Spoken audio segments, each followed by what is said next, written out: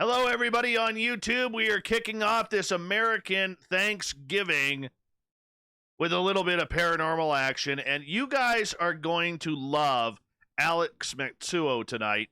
She is brilliant when it comes to blogging and vlogging everything about the paranormal. She's a very talented investigator. She's got a great podcast. We're going to learn all about her tonight.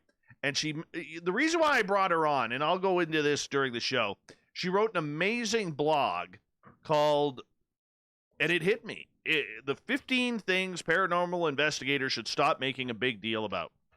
And I got to tell you, this young lady is talented, she's smart, and she gets the paranormal. And we don't talk a lot of paranormal with people, but this is one of the good ones, everyone. This is one of the good ones, and we're going to learn all about her and this blog tonight, because it just blew me away. Let's give a shout out before we bring the lovely and talented Alex Matsuo out to everybody in our chat room so far. Hi, gorgeous Kimberly, good to have you here. Slim, good to see you. The Ronald Penton is here, everyone, nice and early. The Ronald Penton. Brent Lewis is here, which means we can officially start the show. Hi there, stunning Becky Belling, good to have you here. Worsley, you're looking stunning as well, my friend. Thank you for coming on in. Chris Jarvis, good to see you. Always a pleasure. Pharmacy, good to have you back. Steph Dickey's here, everyone. Florida's finest. She is a peach, a Florida peach. Steph Dickey, there she is. Yes. All right. The Jim Christie is here. Yes, the Jim Christie. Greg Moyes, good to have you here. Thank you so much. Commonwealth Andrew, good morning to you. Bee's Nest, always a pleasure. Millennium, thanks for coming on in. Kristen Alberg, she is looking absolutely amazing tonight. Look at her. Just look at her, people. She'll be signing autographs behind me later after the show. Not really, because she's not in studio, but we're just making that up. Jurassic Joey, thanks for joining us. Really appreciate you. Oh, my gosh, look who it is. It is the lovely and sexy Larry Schultz here tonight, everyone. The sexy Larry Schultz is back. We had Thanksgiving here in Canada last month. We like to do it early here. Fast Emmy, good to have you back, man. Appreciate you. Middle Child, always a pleasure. Barther L. and the Third Nipple Crew. There he is. There he is, the legend himself, everyone. Vive la France, right there. And Celine, you are looking awesome from KPNL Digital Radio. Richard Elmore, good to have you back. Vinny Barbarino, thank you for joining us. Off-World Adam, my goodness, look who it is, everyone. It is Jessica McCreary. She is looking just stunning tonight. Look at those shoes, everyone. Look at those shoes. Gorgeous Ghost 66 is here. Boo to you. AB, where is C tonight? Just let us know. Thank you for joining us in our chat room. Really appreciate you. Manitoba Becky is here, everyone. Manitoba Becky. Well, my volume is up there, Barther. My volume is up. I'm talking pretty loud because my levels are high. Wonder why we're so quiet. We're good there. Good there. Cable Guy Matt is here. Remember, you can get your free piece of coaxial cable courtesy and autographed by Cable Guy Matt. All you got to do is buy yourself a brand new Spaced Out Radio t-shirt, and we are sending you a free piece of autographed coaxial cable. Yes, you can also, you can't trade them. They are literally, for you and you only. But Cable Guy Matt, he has autographed a bunch of cable for you. Zach, good to have you here. Blue Chicken, otherwise known as Poulet de Bleu. Thank you. Tina Mobley, welcome. Thank you for coming on in. Appreciate you. Who have we not seen here yet? My little Zoe Buttercup has the cutest smile. All right. There she is. And Lord of Land, good to have you back. I think we're caught up. Alex Matsuo, how you doing? I'm doing great, Dave. How are you? I am fantastic. The crowd is rocking tonight, and we're going to have some fun with you. We're going to get going in about 36 seconds here, and you'll be able to hear some really rocking music. coming on in, and it'll be awesome. Hey, speaking of awesome, a great way to support this show and what we do, you can do a little shopping at the SOR Vault, which we have at facebook.com/SOR Vault. The super chat is open. If you're new, hi, Jose, give us a thumbs up, and don't forget to hit that subscribe button. We're on in 2 seconds.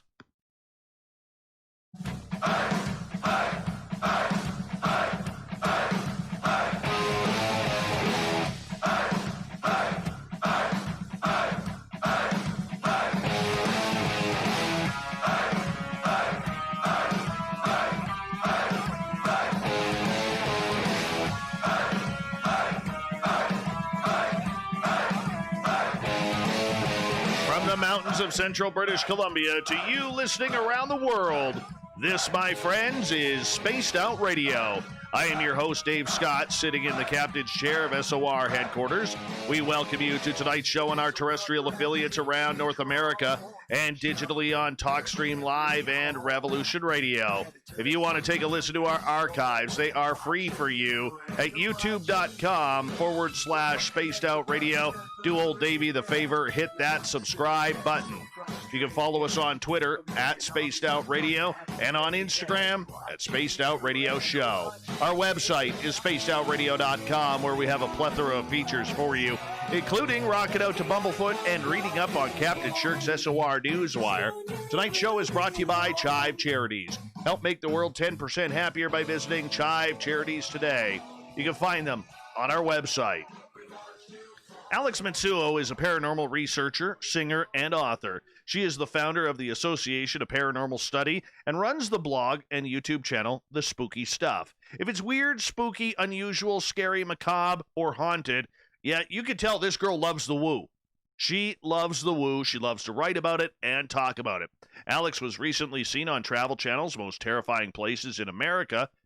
In addition, she is the host of a podcast, Informal Paranormal. She's written several books about the paranormal, including The Brave Mortal's Guide to Ghost Hunting, The Haunting of the 10th Avenue Theater, More Than Ghosts, A Guide to Working Residential Cases in the Paranormal Field, and The Haunted Actor. Her website, alexmatsuo.com. Then at the bottom of hour number 3, I will bring you the SOR Newswire, brought to you by Paranoia Magazine. Alex Matsuo, it's been a long time since you and I chatted, but I am so glad to have you on this show for the first time. Thank you so much. Thanks for having me on, Dave. I'm so happy to be here. I'm glad you're here, too, because, you know what, I think you're one of the bright young minds of the paranormal. You look at things very much with an open mind, a healthy dose of skepticism, and a high quality of woo that you need in order to have some fun and learn some information about this. So for you, as we introduce you to our audience, tell us what made you find the paranormal so fascinating. Well, I had experiences when I was a kid, and it both freaked me out and fascinated me. And then I also grew up in a very conservative Christian household where I wasn't allowed to have the woo in the house at all.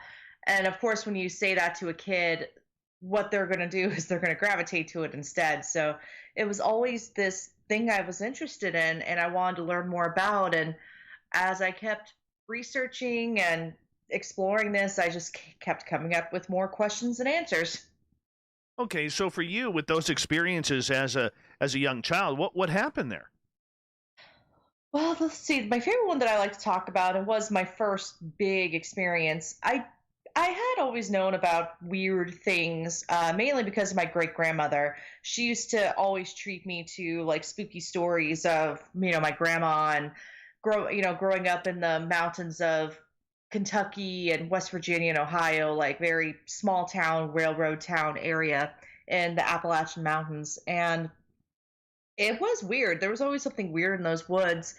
And then, yeah, when I was a kid, of course, dark and stormy night.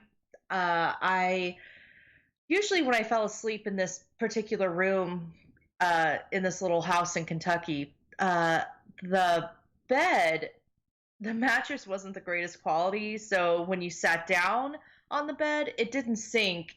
The whole bed just tipped. So, and of course, my great grandmother my mama would sleep with me at night. Because, limited beds and everything. And my grandma always took the nice bed. And So I always knew when my mama was coming to bed because the bed would tip.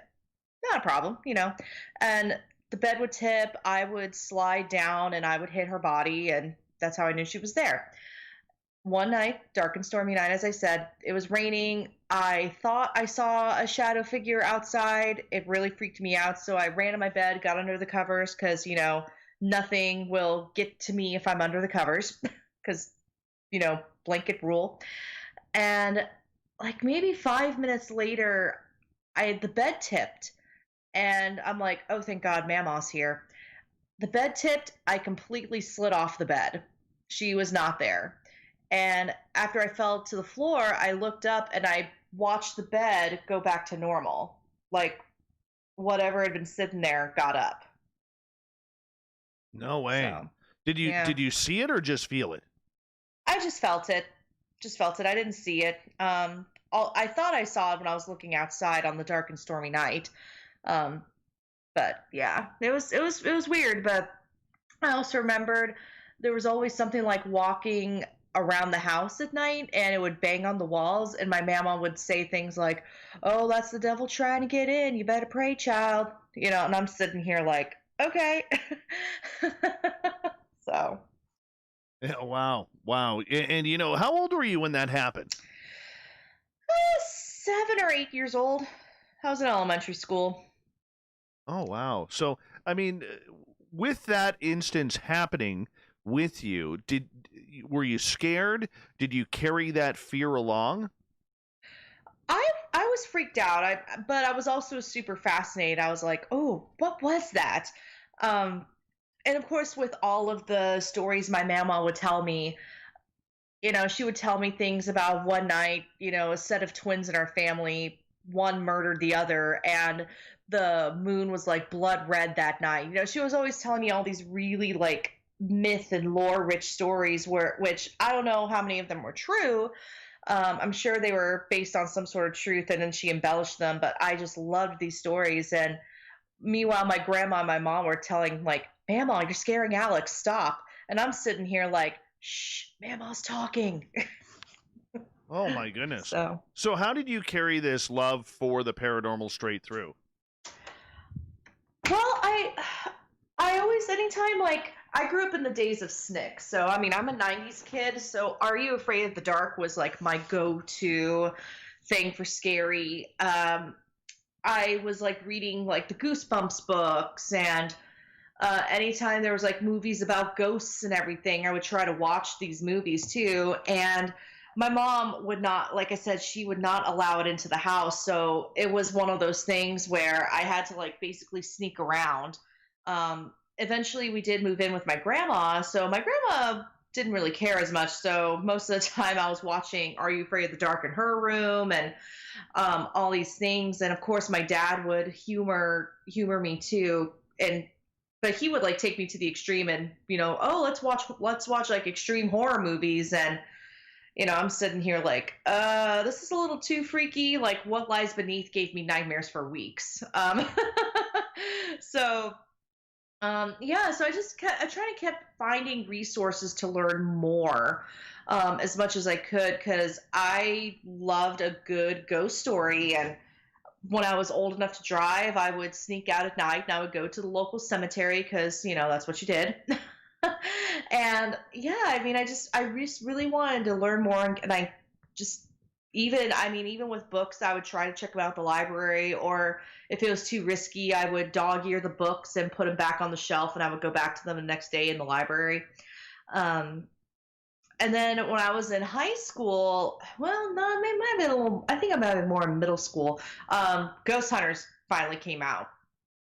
And that was a game changer for me.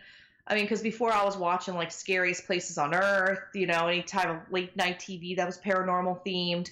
Um, yeah, I just wanted to learn more about it. And Ghost Hunters blew me away because I'm thinking, holy cow, there's people that do this? Like, they go out and investigate people's homes? Like, that's nuts. You know what? I fell in love with the paranormal going back to Paranormal State.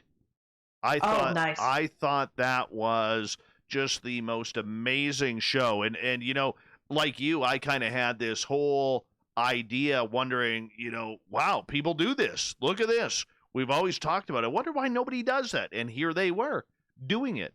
I never fell in love with ghost hunters ever. And Mhm. that's not a shot against, the guys there doing the show or anything, or Dustin Perry wearing his visor upside down and backwards that drove me nuts, which I did tease him about when he was on this show. But to me, they never solved anything. And I Mhm. always felt like they left every episode with more questions than answers, and it bugged me. Yep, yep. Yeah, Paranormal State came out when I was in college, but I did have a few couple of disturbances, like one my senior year of high school and another my sophomore year of college. So I kind of shied away from the paranormal a bit, because according to my mom, I went too far, and it was demonic and all this stuff, and not one true. It's just we just didn't understand what was going on. That's my best guesstimation. So I ended up taking a break from the paranormal for a bit because I got freaked out. It got scary, but not in a good way. And then after I was done with college, with grad school, I ended up starting a team. So I ended up going back to it. Of course. Of course. There is a lure about this that is just very much about the passion and desire to find out.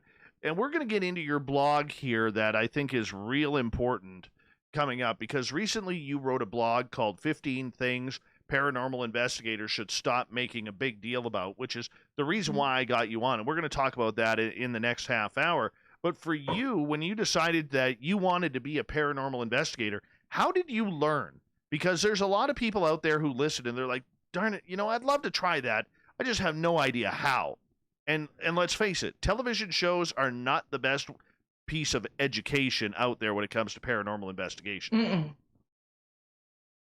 Yeah, 100% agreed. So when I first started out, I mean, I did eventually watch stuff like Paranormal State and everything, and I did reach out to a couple of local teams around me, and I basically just said, "Hey, I think this is something I might be interested in doing, but I'm not 100% committed yet. Is it possible I could shadow you for a couple of investigations? I just want to see if this is something that I want to do." And all of these teams locally were great. They were like, "Oh, yeah, come to one of our meetups," or "Hey, we're having a team meeting this weekend. Feel free to stop by." And I'm like, "Okay, cool." So I did that for about 3 or 4 months. Um, yeah, I did that for about 3 or 4 months, and then I had a super busy schedule because I was also working. I was, as you know, I'm originally from San Diego, so I was also, commuting back and forth to and from LA, because I was also working in the entertainment business. So I was just really busy. I mean, I'm busier today, but I was busy back then too. I couldn't commit to a team, but I really wanted to do it. So I ended up starting my own team. And that's the Association of Paranormal Study. And we've been going, we're still going. So we're actually coasting on our 10th anniversary coming up next year. And yeah, that's kind of where I started. I just kind of took what I liked from all the teams that I shadowed. A few of them did get offended that I started my own team, but I also said, "Hey, if you're willing to work with my schedule, I would be more than happy to join." And then they look at my schedule and said, "No, no, go. Good luck. Have fun. No hard feelings." Alex Matsuo is our guest tonight on Spaced Out Radio. We're talking paranormal all night long. It sounds like you were one of the lucky ones who had a good introduction to the paranormal, people who were willing to help you. There's not a lot of that as this field has become so competitive. So Hmm. so for you now being a seasoned veteran in this field, and you've met a lot of people, it's led to some great and prime opportunities for you. What advice do you give newcomers who want to try this out? Oh, let's see. Well, one, never stop learning. I think that's one of the biggest flaws in the paranormal field, or at least in the community, where because there are no experts, quote unquote, there are people who still know a lot about like the field, and not even just like, I'm not even talking about ghost theory because that's where a lot of people assume there's no experts, it's all about field experience, X, Y, and Z. I think that's where this community gets in trouble, and I think I touched on one of these things in the actual blog. But there are experts in photography, there's experts in videography, there are experts in psychology, and all of these real world concepts do translate into what we do in the paranormal. So it's important to see, to see what people are doing in those areas. And there are other ways to keep learning in the paranormal. So, I mean, read a book, listen to a radio interview just like this, watch videos. There are so many resources out there. Just never stop learning. Okay, so learning is something, and keeping an open mind. But one of the things that really picks my skin when I look at all paranormal teams, because we're always researching on who to bring on, why we should bring them on, looking for any type of story angle. And when I look through the roster of a lot of these teams, they always have that team skeptic. Yeah. Why? Why? And I've asked a number of people, why do you have this? Because if you literally need someone whose only job on the team is to try and debunk everything, then you're not doing it right, in my opinion. You're not. No, no, and I agree. I mean, and I love skeptics too. I think they're so important in this field, but we should all have a skeptic perspective too, Yes. because otherwise, that's why we have people thinking dust orbs are ghosts, and it drives me batty. And then, of course, when people send me their pictures and I give them my thoughts, they're like, "Well, you're just closed-minded, or you don't know everything. This isn't 100% for sure." And I'm like, "I'm a photographer. This is a point that's trouble that this is in the troubleshooting section in your camera. If you read the manual, I'm a photographer. I know what this is." And then of course it's like, "Well, we can't know for sure." It's like, no, no, no, no. Yes, we can know for sure. Like, just please take a photography class, something.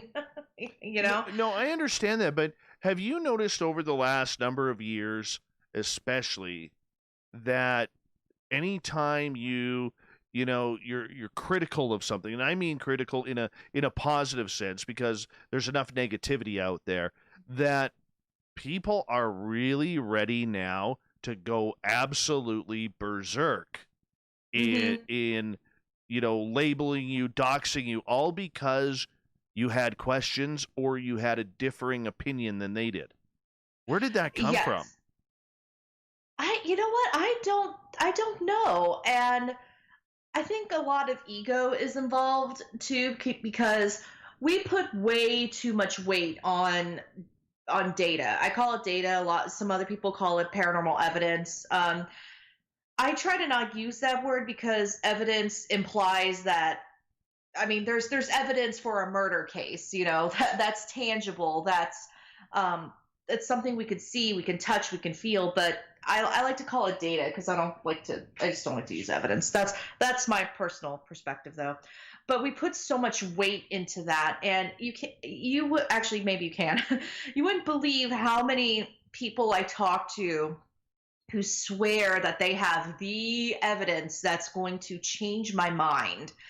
And then I look at the picture and I'm just sitting here like, it's a bug, it's something. But I try to say it as kind as I can. I say, "Thank you so much for sending this. Just based on my experience and as my background, in my background as a photographer, this is what I think." And I do say, "This is just my opinion, though. This is just from my perspective. This doesn't mean that the paranormal experiences you're having are not valid. Just to me, this isn't the ghost that's been haunting you." And oh my gosh, you would have thought I insulted somebody's grandmother. And I just think we just put way too much weight on it. And until we can actually trap a ghost and put it in a box and be able to study it and know like what they're made of, it's all going to be theory. But and people are entitled to their thoughts and beliefs and theories. I just think it's just taking it way too personal. They just take it so personal. You know, a number of years ago, I actually stopped for a long time in bringing paranormal teams on this show. And a lot of times our audience will say, hey, how come you haven't had any paranormal teams on or taken a lot of paranormal topics? And there's two big reasons. Number one, paranormal teams always are, I find them very aloof, that they make a commitment and then they no show. It's happened a lot. Out of all the guests that have canceled on this show, 90% of them have been paranormal teams at the last minute. And that doesn't surprise me. Yeah, that's number one. Number two, they never know what they're going to do with their evidence. So if you want to confuse a paranormal investigative team, say, what do you do with your evidence? Well, we collect it. Well, what do you do after it? Well, we go over the data and see what we caught. Great. What do you do with it from there? What do you mean? What do you mean? Well, what do you do after you go through your evidence? What do you do with it? Well, we put it in our resource or shop and compare or whatever. Okay, well, what do you do with it? 99% of the paranormal teams out there, Alex, have no idea what they're trying to solve or what they're actually doing with their evidence. Is that a lack of education or is that a lack of focus? Oh, I think it's a little bit of both. I'm gonna tread into dangerous waters here. You can blame it on me. You can blame it on me. It's okay. So I think so. Let's look at the overall demographic of the paranormal community and the education levels of folks in the paranormal community. And it's not a bad thing. It's not a bad thing. I promise this to anyone that's listening, it's not a bad thing. But the overall demographic, the majority of the paranormal community don't have a college education. They also don't have critical thinking skills. And it's not necessarily because they didn't go to college, but I have not met a lot of investigators with strong critical thinking skills and who have gained strong research skills. Because I mean, there are sciences out there where it's literally just based on theory. I mean, we have the field of parapsychology where you do have an academic approach to this field. And lately I've been noticing people are muddying parapsychology and paranormal investigating, and they are two very different categories. But I think it's just a lack of critical thinking and just also a lack of just education. And I don't know if it's just based on like demographic of where they were raised, but I prefer working with parapsychologists or working with people who've got a little bit more of an education. And I sound so elitist right now, but they have a process. And I mean, when I'm doing my research, when I was in grad school, I mean, I was studying Shakespeare and studying Shakespearean authenticity. I can never prove it. Right. I can never prove it, but I collected the data. Right. I did my research and I would do something with it. It's something that I had to do. Hold that thought because that's an important topic. Alex Matsuo, our guest tonight, alexmatsuo.com. The Spooky Stuff is her blog. It's amazing. You need to read it. You need to subscribe to her YouTube channel because this is a good one, everyone. We want good eggs around here. This is a good egg. More paranormal talk with Alex right after this.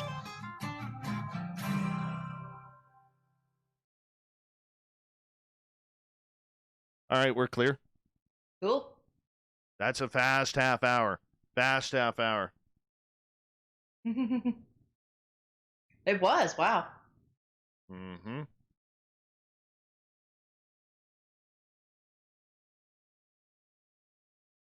Oh, nice kitty. Oh, yes. I have them shut out of the bedroom. So they're not happy about it. Mm-hmm. I agree. All right, we ask every newcomer to this show 2 questions. Mm-hmm. Okay, this is just for our YouTube audience. All right, they're serious questions. What is your thoughts of eating breakfast foods for dinner? Oh, I've done it. Do it. I'd say do it. I don't know. I eat eggs for dinner sometimes, so I'm totally fine with it. Oh, that's terrible. That's terrible. Yeah, I thought you were better than that. I did. All right. Number 2, when it comes to Devil's Tower, are you on Team Stump or are you on Team Rock? Ooh, Team Rock. 0 for 2 tonight, people. 0 for 2 tonight. Whoops. I'm going to have to ask these as prerequisites to coming on the show now. Anyways. All right, we'll let you stay for tonight.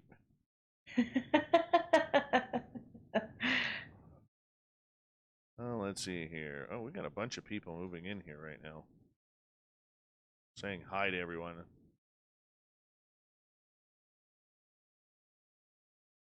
Hey, Thurston.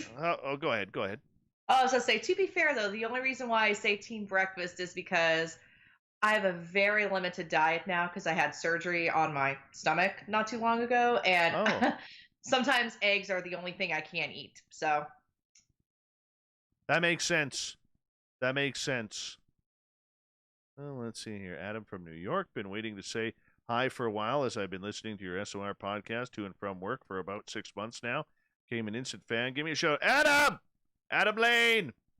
In New York. You better be a Yankees fan, man.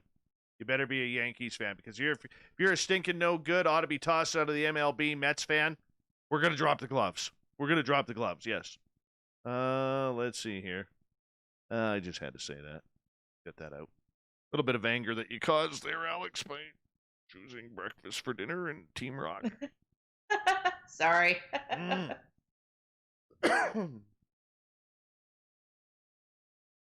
Where's my pilgrim hat, Jack?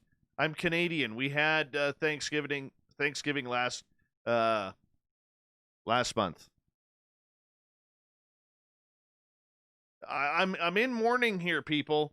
I'm in mourning because it's 9:33, which means it's 12:33 on the East Coast, and I'm not seeing anything on Facebook about brawling or punching or kicking or ripping toys from children, shoving people into the aisles and knocking boxes over.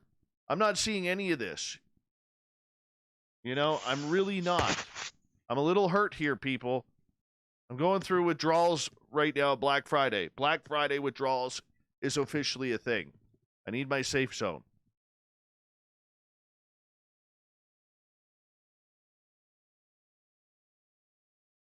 All right, Alex, we have 1 minute. Mm-hmm. 1 minute. And hi, Pam Palm. And let's see here. Big Bad Adam in New York. And I just love finding out where everybody is from. Oh, there's the spooky stuff with Alex Matsuo. Look at that. Look at that. Figured I'd chime into the chat. Well, we appreciate that. We really do. I love your website. It's so easy to navigate.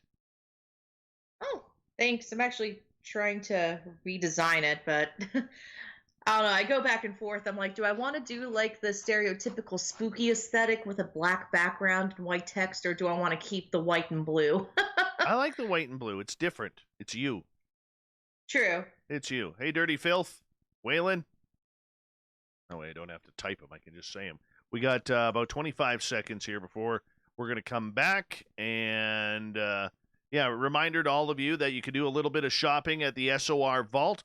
Go to facebook.com/the SOR Vault. Grab yourself a new t-shirts. Hey, Jason, how are you? Hit that subscribe button. Hit that thumbs up. Ring that bell. And the super chat is open for all of you. We love the support around here. Here we go.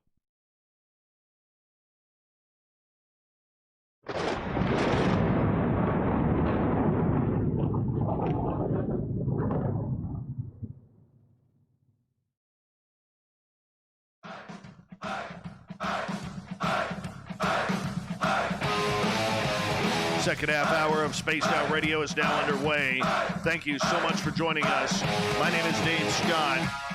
Appreciate each and every one of you tuning us on, and including Adam in New York, who's tuned on in, been listening for 6 months, and finally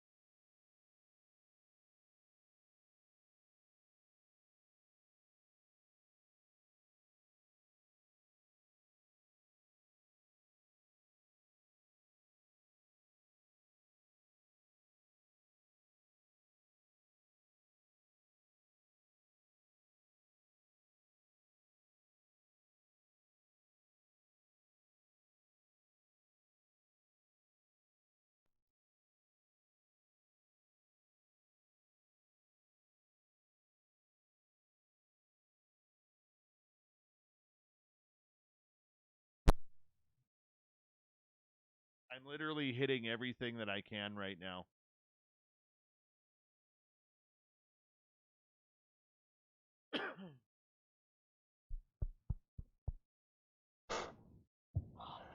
Oh, they can hear you now. They're good. Okay, bear with me.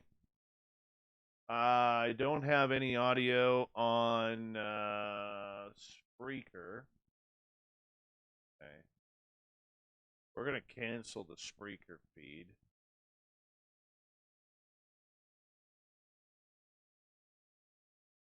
Damn it. I did not want this to happen tonight. You know what? We don't even. Hold on.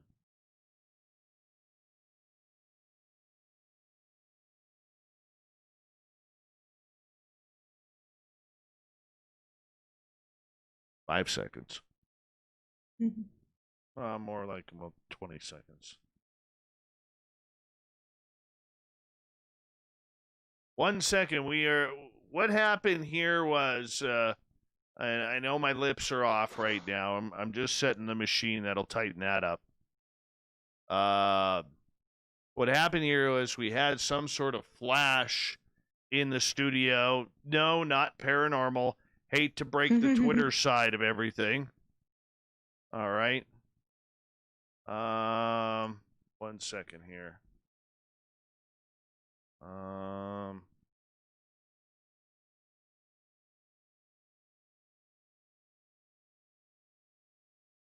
right. There we go. Now everybody's going to be on YouTube. All my messages are going to be, are all going to be about, wow, what was with the deafness? Turn your microphone up, man. Why'd you hit the mute button? Oh yeah, I can see it now. All right, we're going to continue on here because we're going to continue on with the YouTube side. Definitely working on the YouTube side here. So not a big deal. We've shut the Spreaker side down, so everybody on Spreaker, you'll have to come over to YouTube, including Twitter.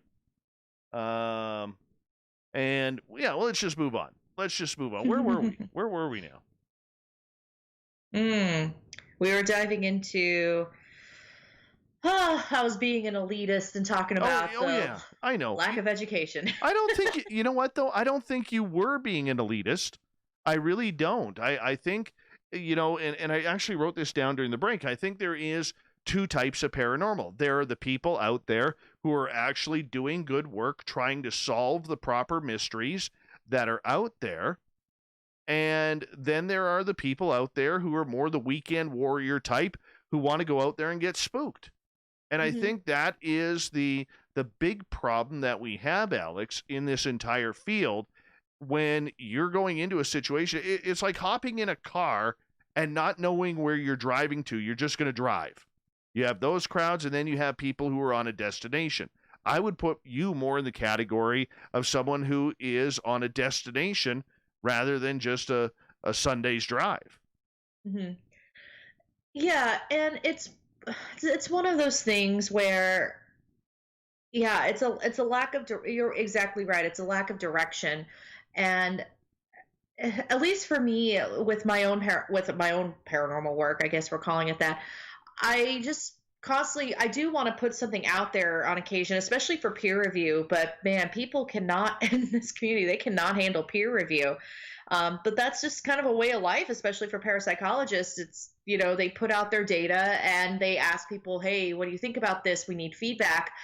And the way parapsychologists take feedback and the way that like your weekend warrior takes feedback, oh my gosh, completely different completely different reactions.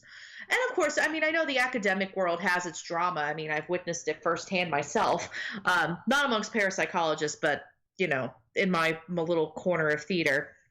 But I think if the field was much more receptive to peer review and receiving feedback, I mean, we would have a little bit more direction as a community. What should we be trying to solve, though? Should we be trying to solve whether or not there is life after death? Should we be trying to solve the mysteries of whether or not, ghosts truly exist? What is the answers we should be searching for? I think, well, at least for me, I'm on the side of I like to explore our supernatural beliefs throughout history, and I like to find the common threads there. So, and that's a lot of where my research stands. I look at it from a sociological and anthropological side of things, and how like supernatural belief has impacted our society and just us as humans. Mainly because I am not in the field of science where I can prove a ghost exists. I mean, I did terribly I was horrible at chemistry. I was horrible with biology. That's just not my wheelhouse. But I think we do need to keep going and exploring afterlife studies, whether it's looking at it from, a cultural perspective and obviously there is a strong belief in the afterlife, whether it's Christianity and that, there's a heaven or hell, or we go back to this energy thing, this energy bulb, as I keep reading about. I think there is a place to continue studying that, especially from a medical perspective, with brain activity and consciousness. I mean, I would love to dive into the study of, consciousness survival after death. Again, it's not my wheelhouse. But that doesn't mean I don't still try to learn about it. I mean, I'll still do a lot of reading from the Rhine Research Center, SPR. Brandon Matsuo is a great one to talk to about this too. I love his book, The Ghost Studies. And I think also studying specific activities, so more than just going to a haunted place and sitting in the dark for 8 hours, but looking for patterns and looking at the stories that eyewitness testimonies, and this is where the critical thinking skills come in. It's exploring that from more of a structured perspective, if that makes sense. And so instead of just going in there and getting spooked, it's okay, why did these stories happen? Where did they come from? Are the witnesses credible? And there's a pattern here. What is this pattern and why does it happen? So, but that's the big one that we're missing. All right. If you look at, and I was telling my buddy Merle about this because he really, I honestly believe he's probably the top paranormal investigator in Canada. He's very solid. He's worked a lot with, I introduced him a couple of years ago to Ross Allison and David Weatherly, whom he's now worked with. And I think he's done a great job at making things happen for him there, which I'm very proud of him for doing that. But when you're first starting out, you kind of get involved with all of that paradrama that goes on from group to group to group. Then you have the group whores out there who jump, from group to group to group, and they're stirring up drama all in between. And he was part of that, and he watched that happen.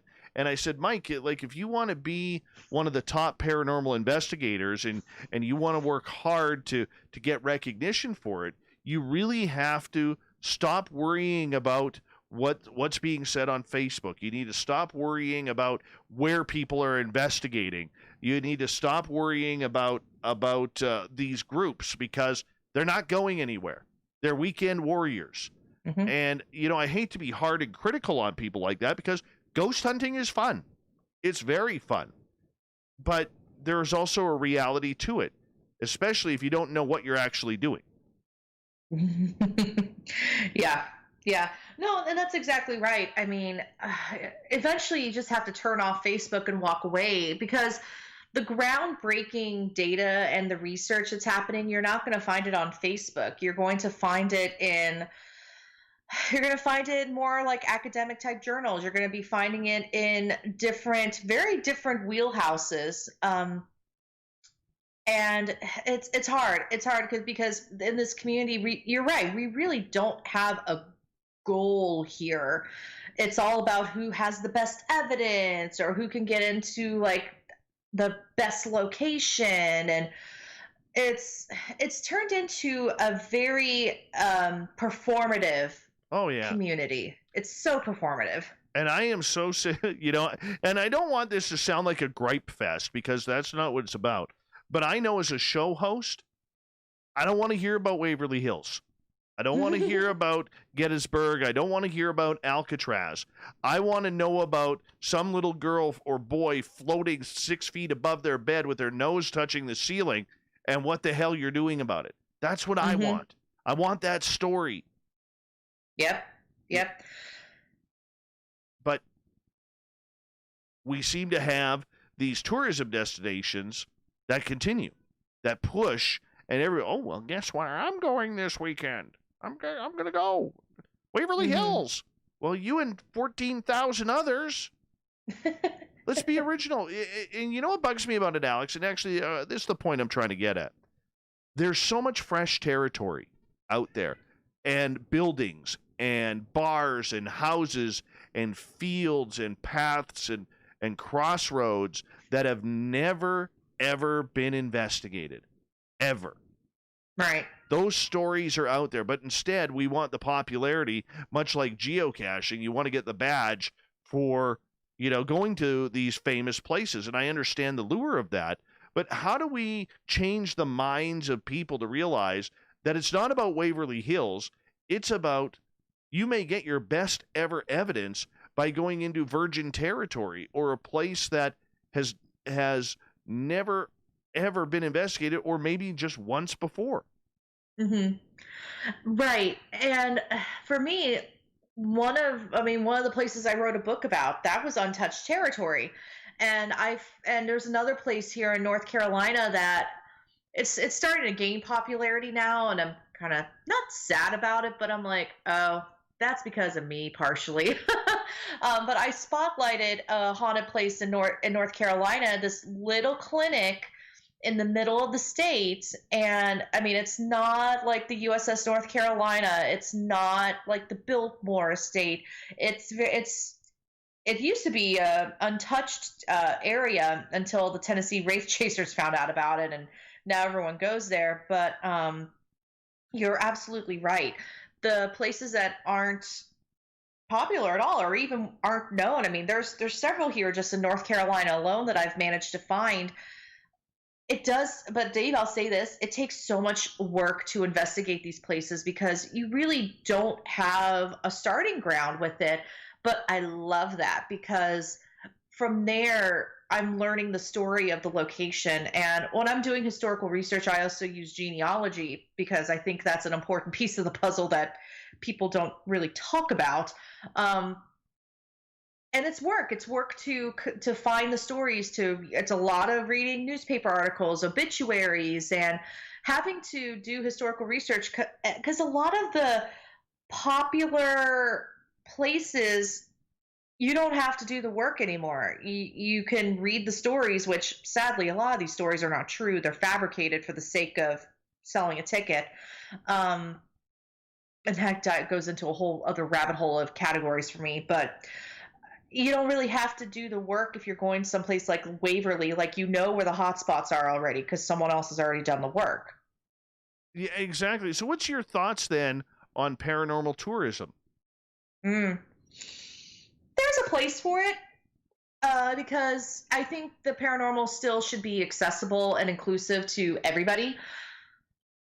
And sometimes, especially if I'm traveling for work and I'm only in town for a couple nights, I mean, I'll do a ghost tour, but I also have the understanding that it's just a ghost tour.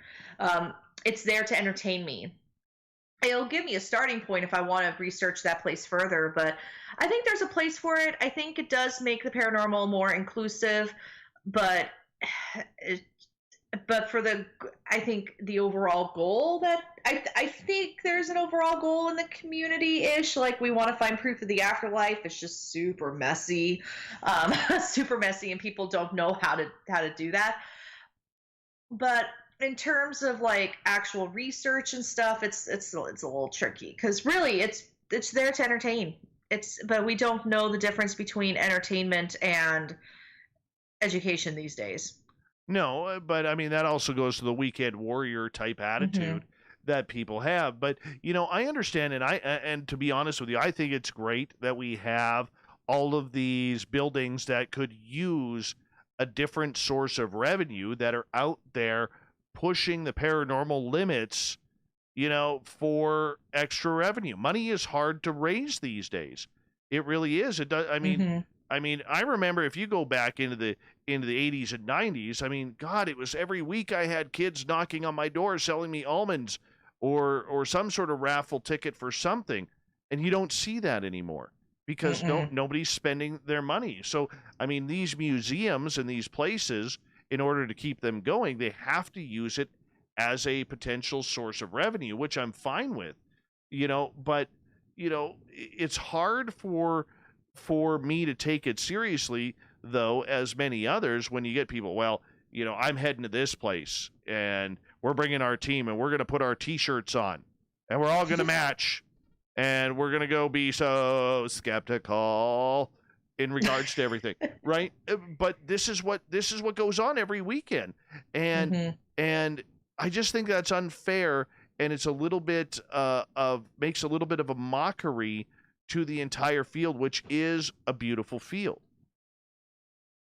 You're absolutely right. And oh, it's especially right now with COVID and stuff, it's hard to generate funds.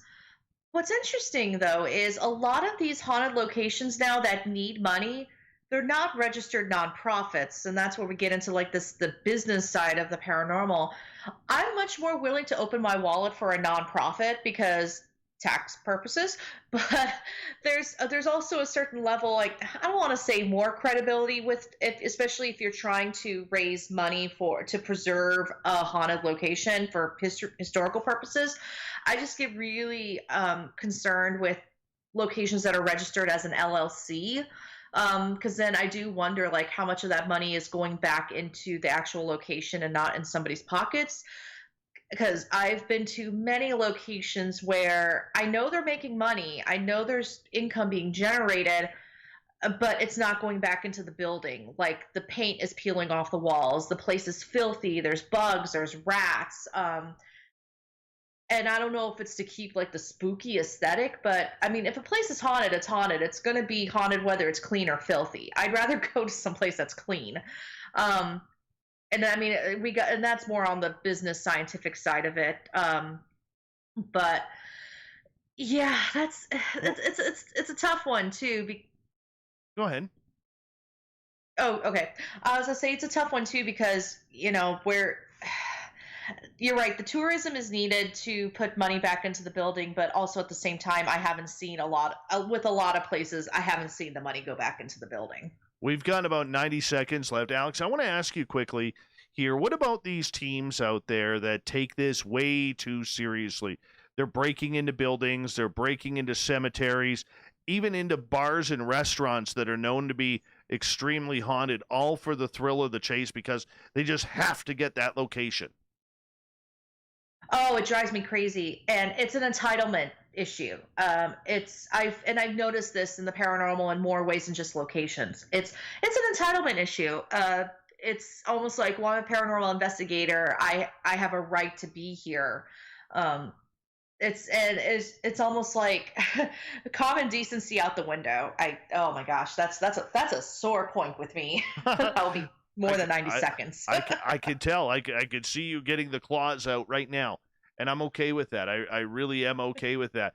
But you know what? We are getting close to break here at the bottom of the hour anyways, or bottom of the hour, top of the hour anyways, here on Spaced Out Radio.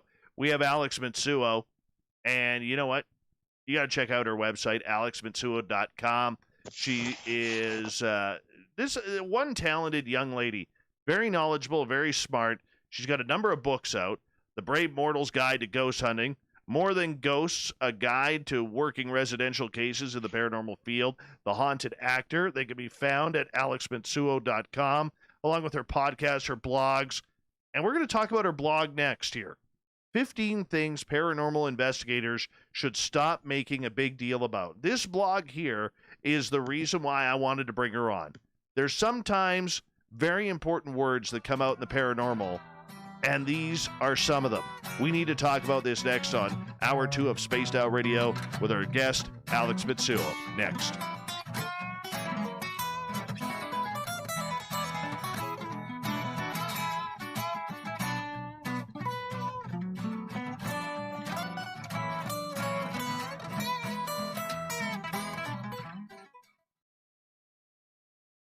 All right, Alex, I'm just going to run my dogs outside. I'll be right back, okay?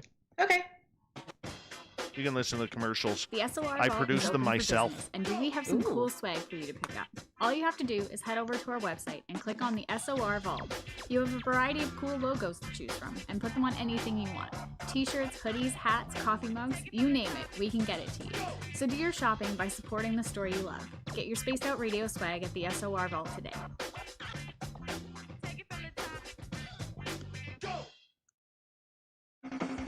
The party is always on at the Moose Vancouver. The Moose Vancouver is where you want to be when visiting Canada's West Coast. Open until 2 a.m. nightly, the Moose cranks up the rock while serving some of the best rated food in the city. The menu starts at $6.95.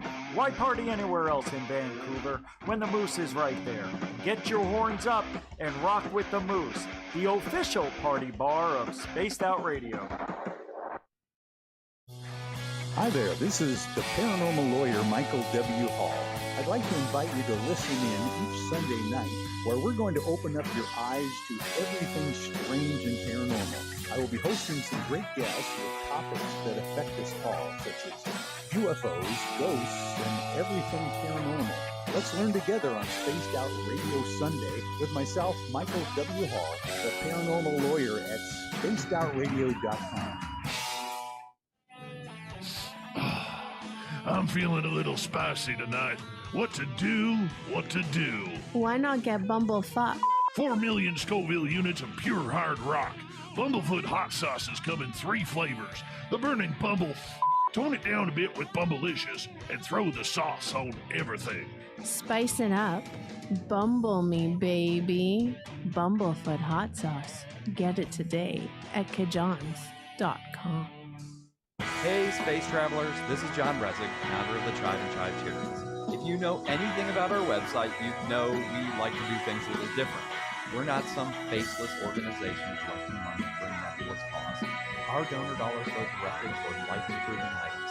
Then we give those items directly to an underdog who needs it most. To become a donor with Spaced Out Radio's official charity, Tribe Charities, just go to tribecharities.org/donate.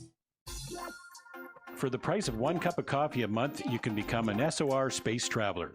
The Space Travelers Club is a place where you can interact with other listeners, either live during the show or on our great forum. We want your stories, pictures, comments, and ideas. You'll get live video streams, exclusive content, and be a part of our newsletter. Stay in touch with everything SOR. The Space Travelers Club is just $5 a month at spacedoutradio.com.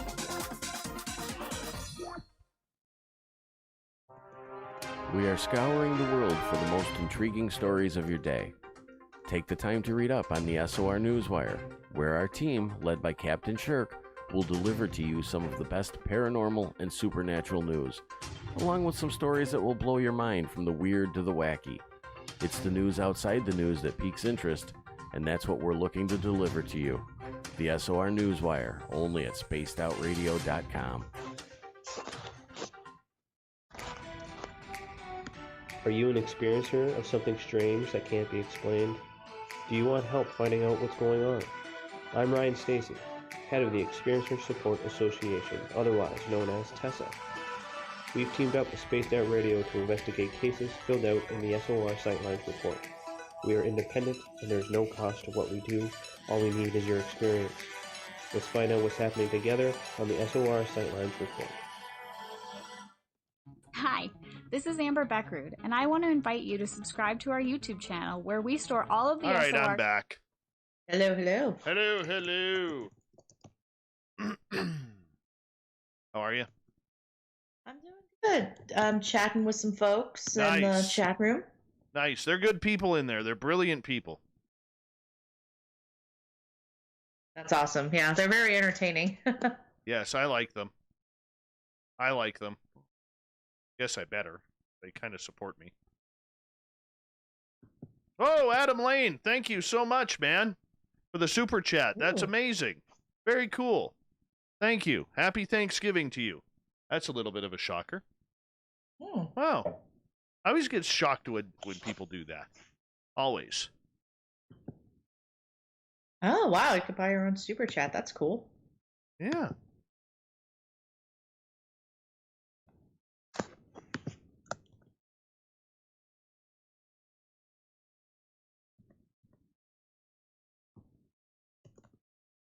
Wow, moves fast, though, trying to keep up with everybody. I'm know. like, whoa. Yeah, hey, what? they move fast.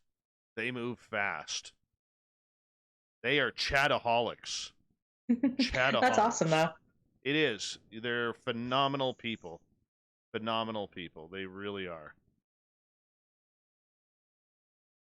All right. So we got about, I'm gonna say about just under 45 seconds. Just under 45 seconds. Thank you, Adam. I appreciate that, man. That's way too kind. Way too kind. Hey, Rono, how are you?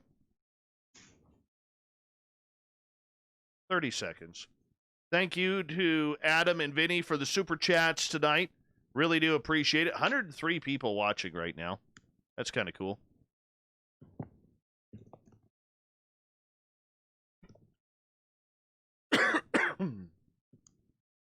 All right. Don't forget to do a little shopping. Facebook.com/the SOR Vault. And now we're hoping Central Time is now going into the stores and brawling. Let's just hope that this is going on. Here we go, guys. You're listening to Spaced Out Radio with Dave Scott. Follow Dave on Twitter @Spaced Out Radio and on Facebook, Spaced Out Radio Show. You know what? Since we are just on YouTube, let's just get right to Alex. I'm not going to do the big promo stuff here because we're on YouTube tonight, and, we had to kill the radio side because of a weird power surge that we had here in studio. Probably from my neighbor a couple doors down. He couldn't get up his driveway, and I could hear him through my headphones. He's got a steep driveway, and it's pretty icy here right now. So I think he probably hit his power pole. He probably did, and that's what did it. He'd been trying for an hour to get his car up into the garage. Not happening. Not happening at all. So that's what I'm going to go with. Alex, how are you? I'm doing good. I'm actually pleasantly surprised I'm awake. Well, I'm thankful you're awake because you wrote an amazing blog. And I got to tell you, a lot of information, much like you have a lot of information that comes in from hundreds of different sources on a weekly basis. And you try and read it all, but you just can't. But yours really caught my attention. It's called 15 Things Paranormal Investigators Should Stop Making a Big Deal About. And before we get into each and every one of them, what made you decide that this was something that you needed to get out there to the paranormal world? They were things that I've had on my mind for literally years. And I mean, I occasionally wrote about them on like Facebook and stuff, but I needed a way to communicate it. And as you probably know, I've rebranded myself a bit this past year, and especially with my blog and everything. And so I figured, as I was trying to figure out what kind of content I wanted to put out, I noticed that I was attracting a younger generation of ghost hunters, especially, I know not everyone's a fan of this platform, but I am on TikTok, and TikTok and Instagram especially, and I started having a lot of young people, some kids, with their parents' permission, messaging me with questions and contacting me and stuff, and a lot of them were buying my books, and I suddenly went from this demographic of like 35 to 44-year-olds to 13 to 18, and I'm like, okay. And with that comes great responsibility, because this is the next generation of the paranormal up and coming. So, and I know they're reading my content. So this made me really, really have to hone in, like, okay, well, what kind of content do I want to put out there? Because they are reading it. And, oh my gosh, if I could inspire one, like, 16-year-old that wants to become a paranormal investigator and help be a part of their development so that they're not getting all their information from TV, then okay, cool, let's do it. So I started writing more for their demographic, and some people have noticed I'm writing a lot more list-based things now, because that's what attracts people these days. So I decided to put it in that format. So that's exactly what I wanted to do. In some ways, it's a little bit controversial, and I mean that with all due respect. I think some people may find it a little bit controversial, a little bit out there, a little too much for them, saying, well, who are you to make these rules? Did you get a lot of criticism from it? I actually didn't. I was pleasantly surprised. I did get like one or two, naysayers out of it, at least as far as I know. I mean, if these are the naysayers that actually came to me. I mean, if and I'm always receptive to feedback, especially if you're right, then I'll try to do better. um, so as far as I know, majority loved it, and I even had people that normally disagree with me share it. So I was like, oh, okay, well that's cool. Um, and a few people also pointed out that others were sharing it who were guilty of at least like 5 points on the list. But I'm like, at least they're sharing it. There's an awareness of those points, even if they're not self-aware of it. Yeah, no kidding. Okay, so let's start this off here, and let's get to your blog here, because you got 15 points, and I want to go through all of them tonight because I do believe they are important. You started off with ego. Why was ego at the top of your list? Ego. Well, I think that's what drives, as we talked about earlier, I think that's what drives a lot of the drama in the paranormal community. And I think that's what drives a lot of the division in the community. And I think that is also what is stunting our growth. A big part of any sort of community, it's the idea that you can be wrong, but it's okay to be wrong. I don't know what it is about the paranormal community, but heaven forbid that you may be wrong about something. Or, I mean, these days, if someone sends me a photo and I'm like, it's a bug, sorry. Like I said, most people take it as like, this is a great insult, but I've also had a few who have been like, oh, okay, I can see that.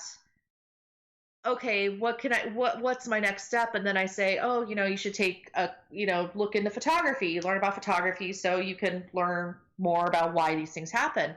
So it's not always naysayers, but it takes a tremendous amount of humility and courage to look at it and be like, okay, well, I see where you're coming from here.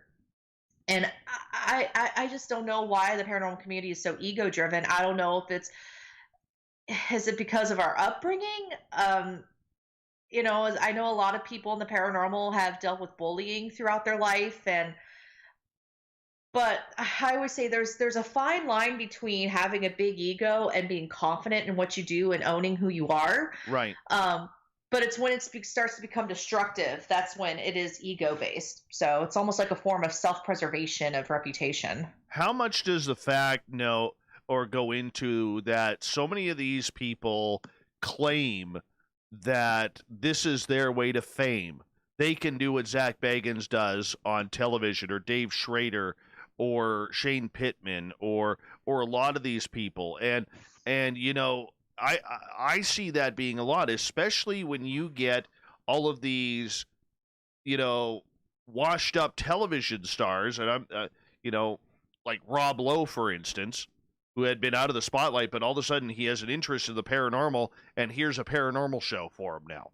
Do you see what I'm saying? Like, how much does TV really bring into this? Because this may be their last shot at doing something to get fame and recognition. Yeah, you bring up an interesting point there. As someone who comes from the entertainment business, and for anyone that's curious, I mean, I have a background in theater, but I've also worked in TV. As an actor, and so I have friends who are in the business still. They're very active in the business, and paranormal TV is not necessarily like the prize category in the entertainment business. It's really not. But it's still a business, and I think a big mistake that not everyone, I need to rephrase that. Many people in the paranormal field think like TV is this prize and they can get on their own show if they emulate what they see on TV, as you mentioned. That's not it. Paranormal shows are, and I know I do make a point about paranormal shows in a bit, but paranormal shows are not marketed towards paranormal people. They're marketed towards the general demographic of that network. So you're gonna get attention if one, you've been a TV star or a celebrity before. So here we have Rob Lowe, Jack Osborne. Personally, I adored the Lowe Files. I liked the approach of it. But yeah, it should definitely be like the prize goal of like every paranormal investigator's career. No, and I think that's the goal of a lot of people. But you have to, and I tell people, if you really want to get on TV, you really have to think of it as from the entertainment business perspective. It's not who has the best evidence, it's who's got the most compelling story to tell. All of these shows, all the people on these shows have a story. It's not whether they caught the best evidence or if they're the best ghost hunter. And I think people translate TV as, okay, well, I have the best evidence and I need to have the ego to back it up. No one cares about that. Okay. No one cares about it. So what about YouTube channels? Or, the big thing a couple years ago was Facebook Lives, where they set up static cameras in haunted locations during investigation. Has social media, and I know we'll get into social media a lot more, but has social media really been a detriment to that yearning for popularity? I think so, because a lot of it is based on like, oh, we got thousands of views or we have all these likes. I think social media has brought about more of an awareness of each other in the paranormal community, because I started my team in 2011, so I had been on Facebook since 2005. But it wasn't necessarily used as a marketing tool for teams. Like my team had a Facebook page. We barely touched it. We barely touched it. It wasn't until like maybe 3 or 4 years ago we really started honing in on our social media following. But I think it brought an awareness, but then it turned into never mind. You told me not to cuss. It turned into a measuring contest. You can now, because we are just on YouTube. So if you feel like you want to drop something, go for it. We're just on YouTube here. It turned into a dick measuring contest. I think there you go. Does that feel better? Does that feel better? It feels so much better. Awesome. Well, it's almost like, for me, I grew up in a world of competition. So this was just something ingrained in me from the beginning of my life. And again, it goes back to upbringing. Not everyone in the paranormal grew up with competition. So I always had an awareness of there was other folks around me who were better than me, who were much, much better at just what they did overall. And again, with the paranormal community, instead of looking at that as an opportunity for growth, it turned into, oh, I need to outdo you now. But yeah. I get that. I totally see where you're going with that. And one of the things that I like that you said is you said, well, we're on YouTube. Yes, well, so are so many millions of other people. Or I've been on TV. Great. So have a bunch of other people. I just love the way you put this, because you're calling out their own egos as to what they're using to promote themselves to get that next step, rather than letting their work do the talking. Well, exactly. And I'm going to be on TV again. Coming this winter. I can't say what show, because it's contracts. Contracts. And I don't want to say being on a show is not a big deal. It is. It is, but but at the same time, it's not. Again, it's if you have a story to tell.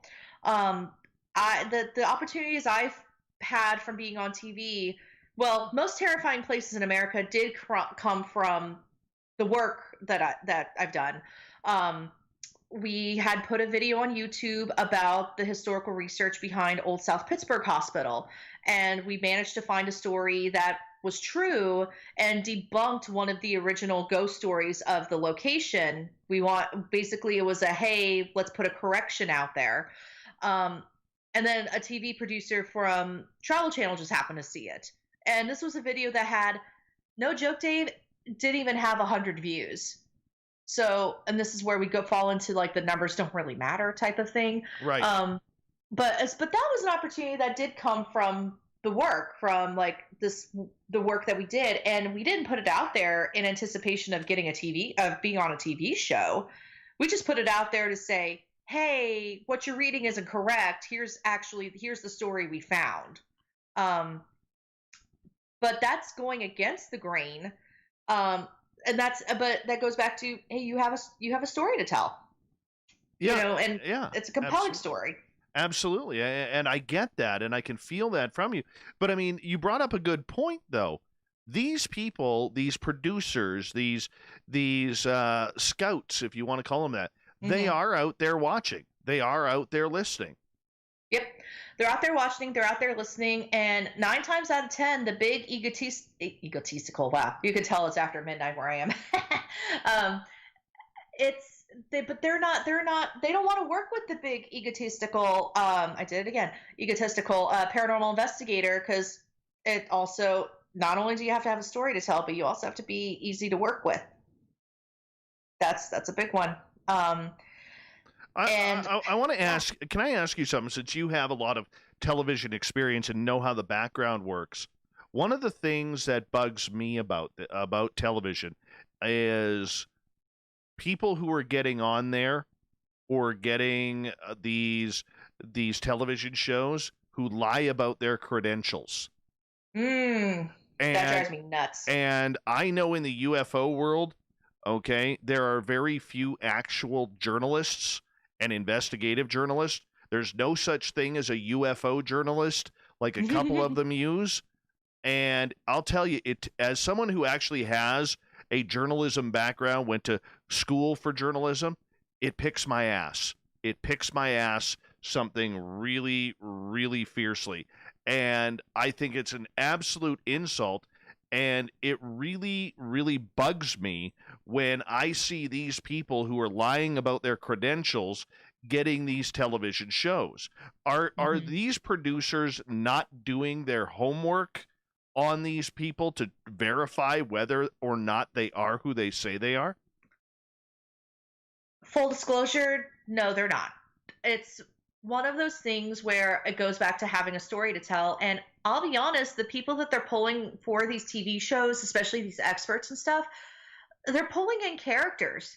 They've made a story. They've written a story. They're now trying to find characters to fill in those holes. And that just happened to fit what they needed. And it's an over exaggeration of probably of that person's real life. And again, it's TV. It's exaggerated. It's inflated. I mean, full disclosure, I'll say, like, the interviews, the sections that were used for most terrifying places in America, not all of that made it to TV. The stuff that did make it to TV were from my team members that maybe over exaggerated some of their experiences a bit, which they interviewed all of us separately. So I didn't see what the other side of it was. But even the producer was saying, oh, can you be a little more emotional when you say this? Or, hey, can you phrase it in this way? And it's, like I said, they're selling a story. They're trying to make something entertaining. So if they have to over exaggerate something, they will. And that's the biggest reason why we can't look at TV and look at it as accurate or fact. How do we change that? Can you change that, though? That's a tough one. Because these shows are created from, demands of the audience, but there's also, oh my gosh, focus groups. There's focus groups that they use to feel like, hey, I actually used to do focus groups for Dallas Cowboys cheerleaders, making the team, which I know is a completely different area than the paranormal, but we would ask questions like, why do you keep watching this show? Is there a particular person on the show that you like? Why do you like them? Is there a person on the show you don't like? Would they make you turn off the TV, or do they make you want to keep watching? Which is why sometimes you see a certain annoying people on reality shows and you wonder, why are they still there? It's because they're keeping people glued to the TV. There's a whole psychology aspect to paranormal shows that a lot of people aren't aware of. And it's this formula that keeps being used. They're going to keep using it because it works, and it kind of drives me crazy. And I know there was a comment in the chat about me, like they hope that I wasn't a feminist, but yeah, I kind of am a feminist. Sorry, guys. But it's a big reason why we don't see a lot of female leads in paranormal TV either, because the business doesn't see it as profitable. Really? Mm-hmm. Well, my team was all female at one point, and we were being fielded for a TV show, and it was because we were an all-female team. Now, we weren't the only all-female team. They just happened to find us because of the content we were putting out, which, again, I don't put out your stereotypical ghost hunting content. So we made a sizzle. We were talking with these producers out of England. They really wanted to do something with us, and they made stuff for Discovery TV. They made stuff for Travel Channel, and I'm like, oh, this is exciting. But when they tried to sell us to the networks, there was one network that was interested in us. It was not Travel Channel. It was not Discovery Channel. It was TLC. Really? It was TLC, and you look at the target audience for TLC. It's not. It's not the same audience you would see on Travel Channel and Discovery or Destination America, where you see a lot of these paranormal shows. TLC is more female-oriented. Yep, it's more female-oriented.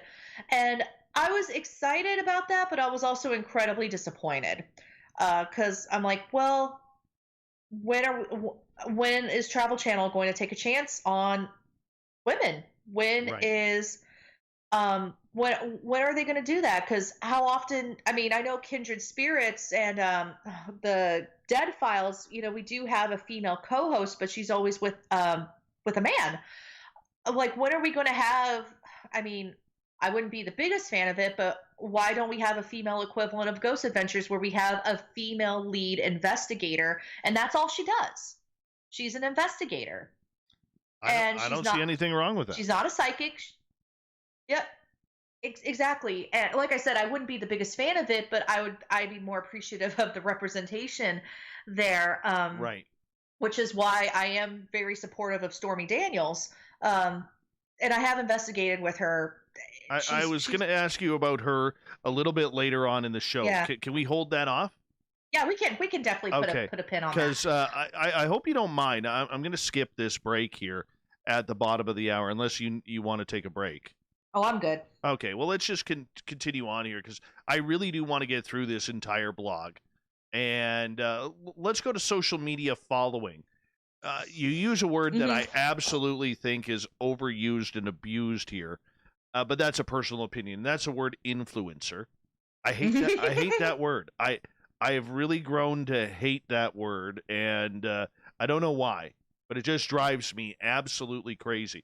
But you say influencers will tell you that social media following doesn't mean anything anymore. It doesn't mean you're popular. Likes and follows can be bought these days.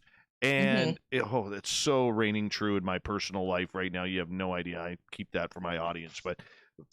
But tell us about social media. Why is this important?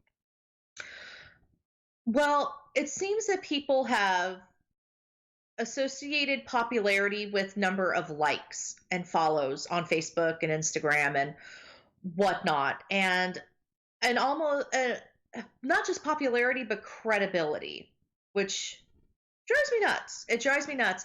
Now, if you have the engagement to support your numbers, more power to you. I actually will super respect anybody who has like 100,000 likes on their pages and they have the engagement to support it.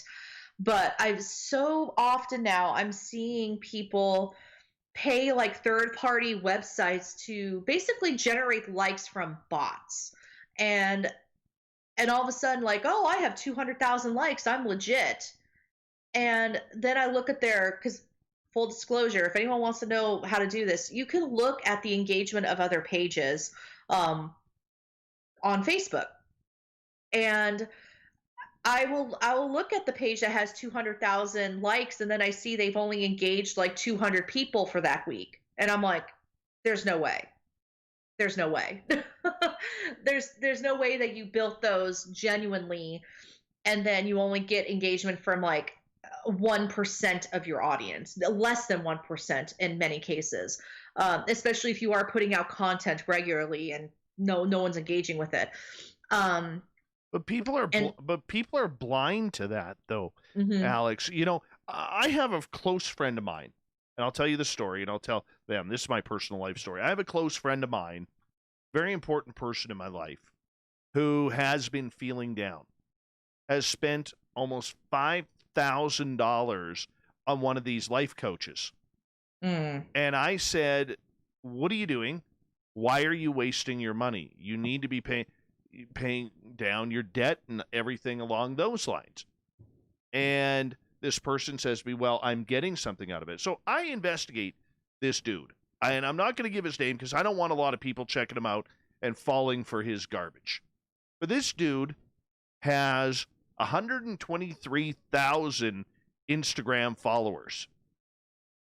His YouTube channel that's been up since 2017 has 198 followers. Oh my gosh. His Twitter account has less than 300, and his Facebook is 3,200. It is absolutely obvious. And when I brought the point up to my good friend, didn't even faze him. I was blown away that this person would be so blind to the fact that I would show them actual proof of somebody buying followers and still thinking this person walks on water like Jesus Christ. Yeah. It's frustrating. And I don't know, maybe this life coach is doing something good, and they just, now it is possible to have a bigger following on one channel than another. Like right now, I'm almost at 2,000 followers on TikTok, but my Instagram followers are about 1,400, and then my Facebook followers are closer to 6,000. So, I mean, there are different demographics on different channels, and I have about 1,600 Twitter followers. Never mind, maybe I am more consistent than I thought.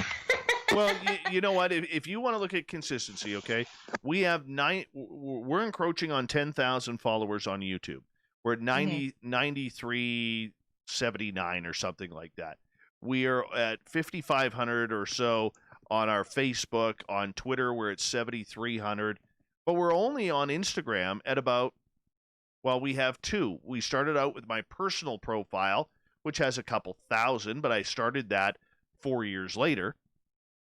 Okay, and we just decided a couple of months ago to set up an actual Spaced Out Radio Instagram account at Spaced Out Radio Show, and we've only got a couple hundred there because it's still new, you know. But I mean, if you're working on a channel for 3 years and you have 198 people on your YouTube channel and you're producing content, and then you have 123,000 on Instagram, you bought your followers. You totally did. Yep, I agree. And the downside of buying your likes and follows, which I mentioned this in the blog, I did write a blog recently about ways you can make money in the paranormal. If you could do it, do it. Like that's my thing. As long as you're being ethical about it, do it. I've gotten brand deals and free stuff from my little rinky-dink Instagram.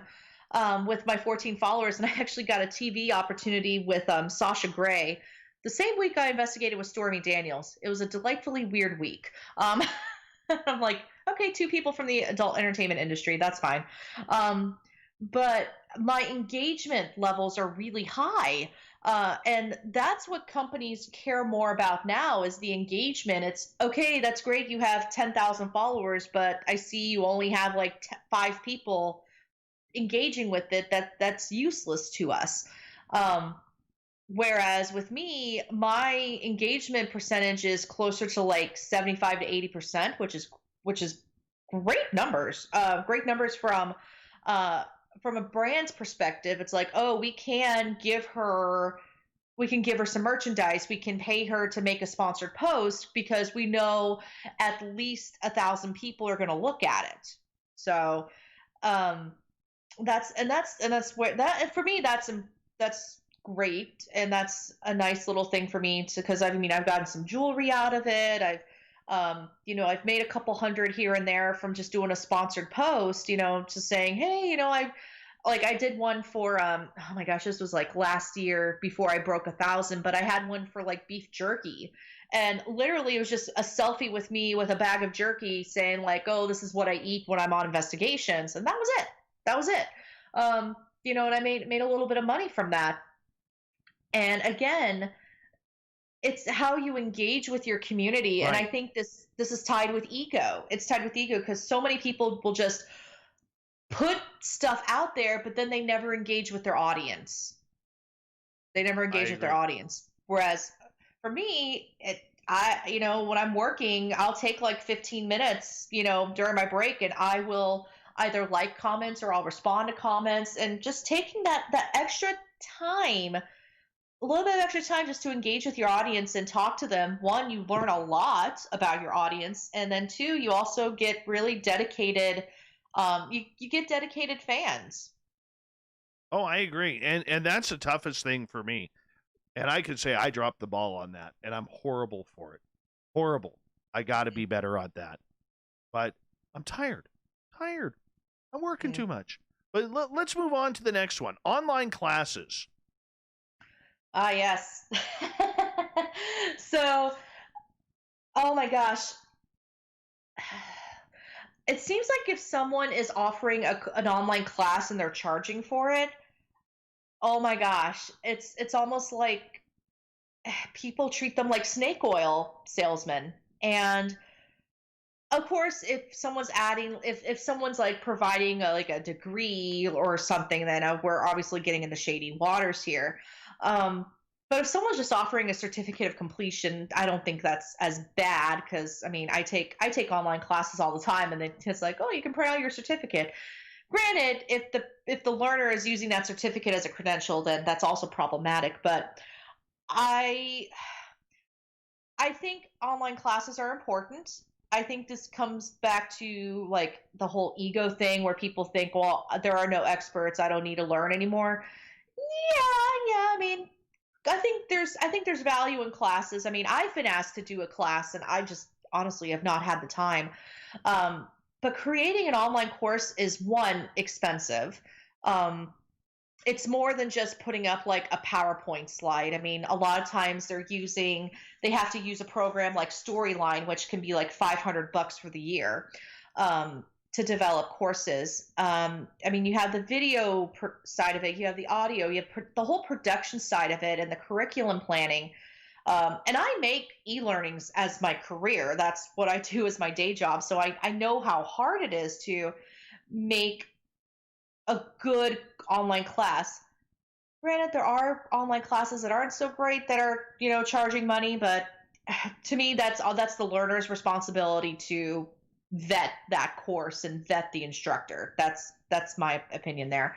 But I don't think it's a bad thing to have courses and to charge them for it, especially if you want to meet your expenses. If there's people out there who do free classes, which they're out there, more power to them. I know for me, I don't have the time because I've been asked to like mentor people and stuff. I just don't have the time. I can barely mentor myself. I can barely keep up with myself anyway. So I've considered making a class. For me, I wouldn't charge a lot of money for it, maybe like $40 or $50, just so I know if 10 people sign up, I meet my expenses. But I also don't want to deal with the drama about it. There's just a lot of drama with offering classes, and especially, and it kind of rubs me the wrong way when people say it's an easy way to make money. Making any kind of training, even crappy training, it's not easy. It's absolutely not easy. Let's move on to the next one here. We touched on it a little bit, but I think there's lots of room for expansion, which is getting on a TV show. And then you highlight, okay, here's the deal. Paranormal reality TV isn't marketed to seasoned paranormal investigators. Yeah, obviously. It's marketed for catching people's attention who sell sponsorships. Yep. Oh gosh. Yeah. Well, it's not to bring Stormy back into this, but when it was announced she was working on a TV show, holy cow, all of the like old fogies of the field were like, I've been in this field for 30 years and I don't have a show yet. Where's my show? It doesn't work that way. It doesn't work that way. Like um being on a TV show doesn't necessarily, it's, you don't get it after you've been in the paranormal for a certain amount of years. Not only do you have to have a good story to tell, but are you marketable? Do you have the look? Are you TV ready? I'm going to stop you right there. What is the look? A lot of people may think that, well, that's a little impersonal. That's a little, I'm going to be judged on my looks, not my talent. Mm-hmm. So, yeah, I mean, okay. Look at the new cast of Ghost Hunters. Think of like three paranormal shows. Look at the people on the shows and picture them in your head, put them all next to each other. Yeah. They all have a look, and especially when it comes to women in the entertainment business, and it translates to women in the paranormal. Not to rip on the new cast of Ghost Hunters, I actually did enjoy the show a bit. I also really liked Daryl Marston, but the two women on the show looked exactly the same. They looked the same. And when you look at any women that have been on shows, I think Paranormal Stake was the exception here. To me, I think Paranormal Stake was one of the most diverse casts for a TV show that I think we'll ever see at this point, in terms of like body type, personality. But when you look at the women on TV shows today, they have a very specific look to them. I do not have that look, and I'm totally fine with it. But look at the guys too. They also have a consistent look. Usually it's like muscular build, wearing t-shirts, jeans, Ed Hardy. I joke about Ed Hardy, but it's also not a joke. There's a specific aesthetic to that, and yes, you are 100% being judged on your looks. The entertainment business judges on looks. It's only within the last 5 years that TV has gotten a little bit more diverse when it comes to looks.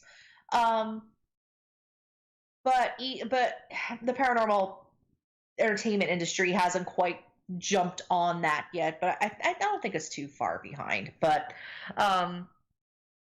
yeah, there's a look. I mean, you are 100% being judged on your looks. I mean, full disclosure, guys, if you're overweight, yeah, you may not get on a show. Or if you are going to be painted a certain way. I've noticed that different people who have been on, especially the documentary type shows where you are being interviewed and stuff, there's a specific look to them too. I mean, for my upcoming TV appearance, I was asked to dress a certain way. And I know it was because of the story they wanted to tell. They wanted me to be a certain person. So, yeah, 100%. You're being judged on your looks. I'm never going to make it with this face for radio. I'm just going to say that right now. Yeah, it's no, I think you're handsome, by the way, so shush. Ooh. I'm going to make a comment about that gorgeous red hair of yours then. Awesome. Yeah, but it's definitely, I mean, like I said, I came from the entertainment business. I mean, I was weighed every week by my agent. And I was a husky kid, and literally I did not have the look for a lead, for any sort of TV show. And I was being vetted to like Disney Channel, Nickelodeon, and I actually, funny story, I didn't make a break into that until I became an adult. And even then I was playing like the troll or the witch, on like Wizards of Waverly Place. So that wasn't like, still, it wasn't just me. It was, oh no, you're a good character actress. That's what I was always called. Like, oh, you're a character actress. So I'm playing the villain. I'm playing like literally the troll under the stairs, that's just the look. That's just the look I have, though, and I'm totally fine with. I'm fine with it now. I wasn't fine with it when I was growing up, and that caused some psychological trauma that we won't disclose here. But right now, for me, I don't have a look for TV. I don't have the look to lead a TV show, and the other thing too. Pardon me for cutting you off, but I think a lot of these paranormal teams strongly believe that if they've got 7-8 members, that all 7-8 members are going to get a show. No, yeah. Oh, do you bring up a good point that a lot of people don't talk about? So when my team had our appearance on Most Terrifying Places in America, we had four that appeared on the show, but I had 10 members. So, and it came down to, because they asked me to send pictures of everyone on my team so that they can look at them, and they're like, okay, well, we want to do these 4. So, yeah, it is 100% based on looks, and also, like, do you look like a character? You know, do you look like a character that's marketable? That's a big one.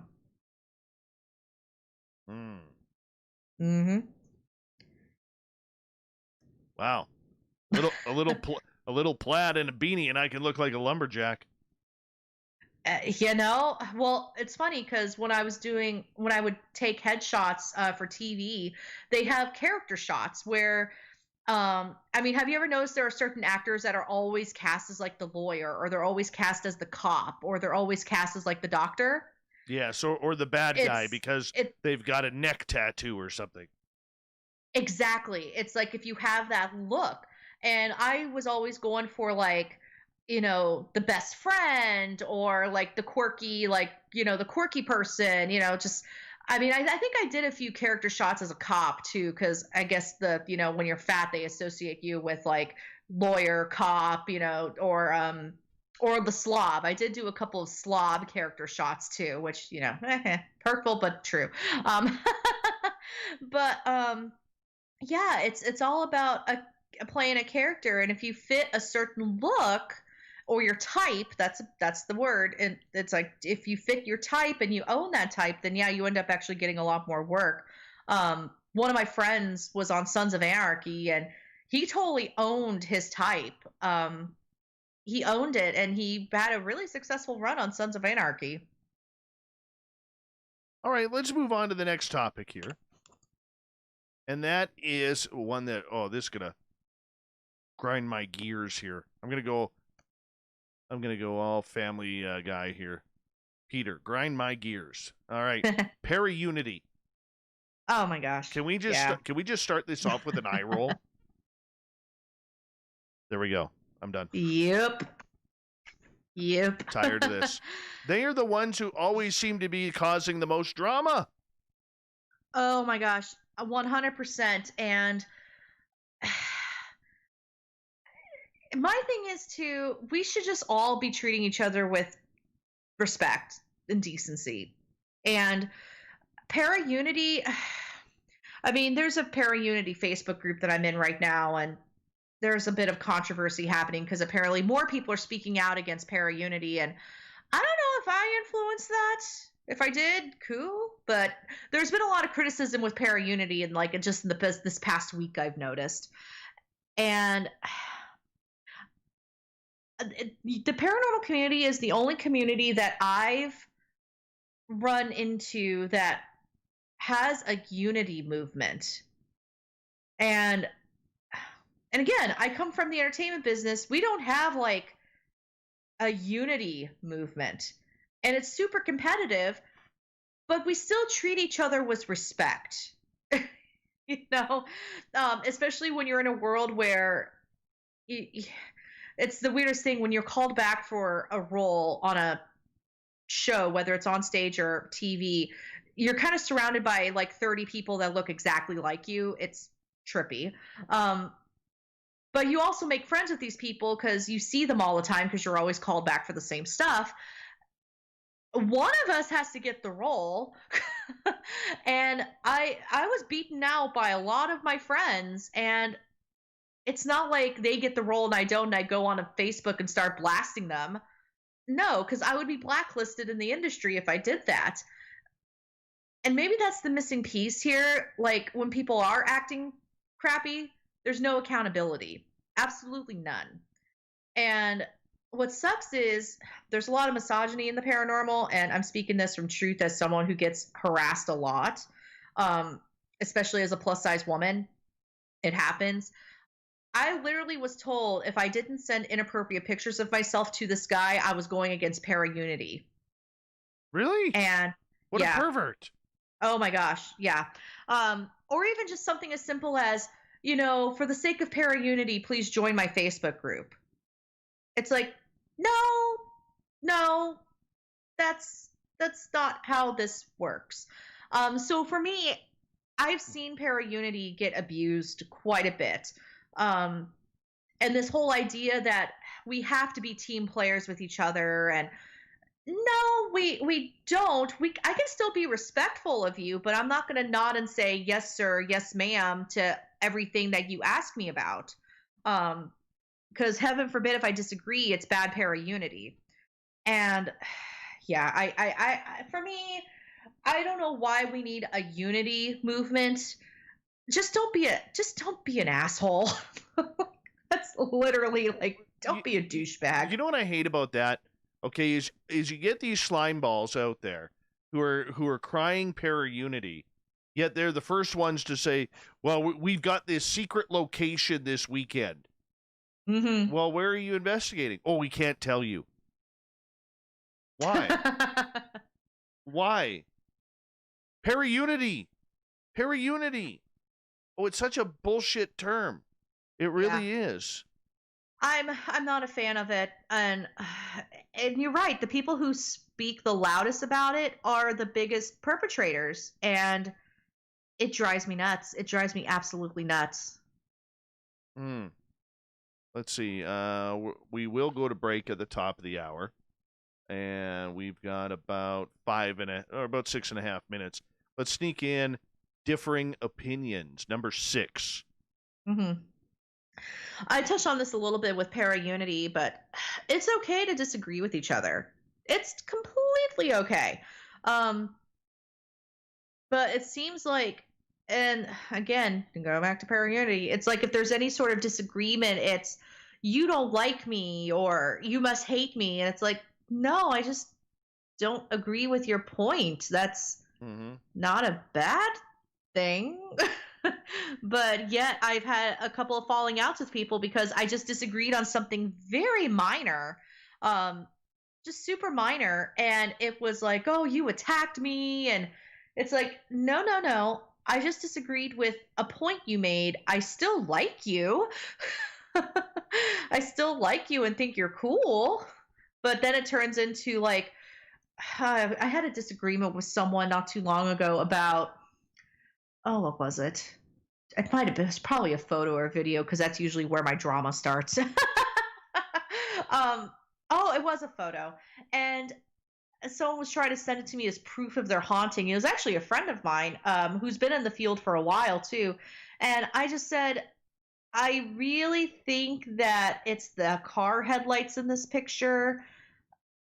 Just with the way that it looks, it's rectangular, and I just think it's car lights, and your window is coming from that side. And it just turned into like, I didn't think you would ever do this to me, and I thought we were friends. And I'm sitting here like, I'm not discounting your haunting. I'm not discounting your experience with the paranormal.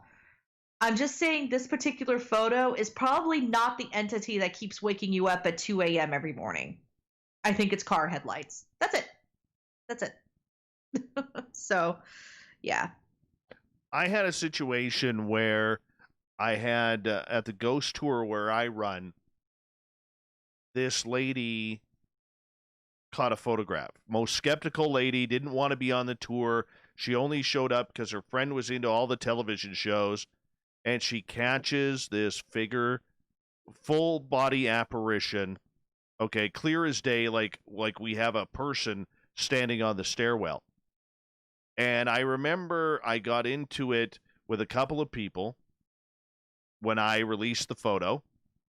And I had this one guy out of Ontario that I had never heard of before, couldn't even tell you his name today, saying, well, I want to verify this photo. I said, it's already been verified. Well, who verified it? I did. Plus, I sent it to a couple other people that I know are bigger names in this field. Well, the only way it can be verified is if I verify it. Otherwise, I think you're full of shit. And I went, well, first off, who are you? Who are you? And what gives you the right? He goes, well, I want to see the photograph. I want the original. I said, you're not getting it. You're not getting it. Well, why not?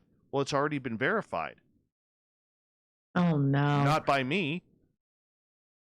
I'll tell you, it looks... Then they start attacking. Well, that photo looks fake to me. Doesn't even look like a person. I said, doesn't look like a person? I said, you're only the second person who has ever said it doesn't look like a person. Wow. Oh, yeah. They're out there. They're totally out there, and it's insulting to those who are trying to get that great piece of video, whether it's ghosts, whether it's UFOs, whether it's cryptids. And I'll tell you, it's vicious, and I don't think a lot of people understand that. Also explain in this paragraph what you mean by doxing.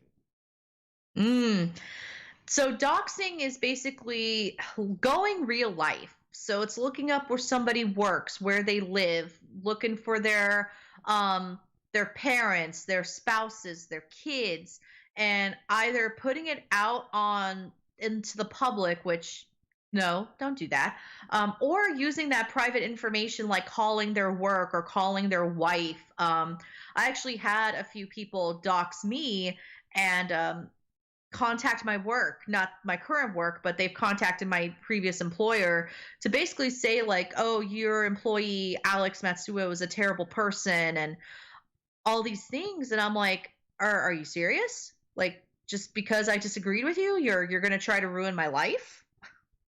No way. No way. So they called up your work. What was the purpose of doing that? I think they were trying to either get me in trouble or to get me fired.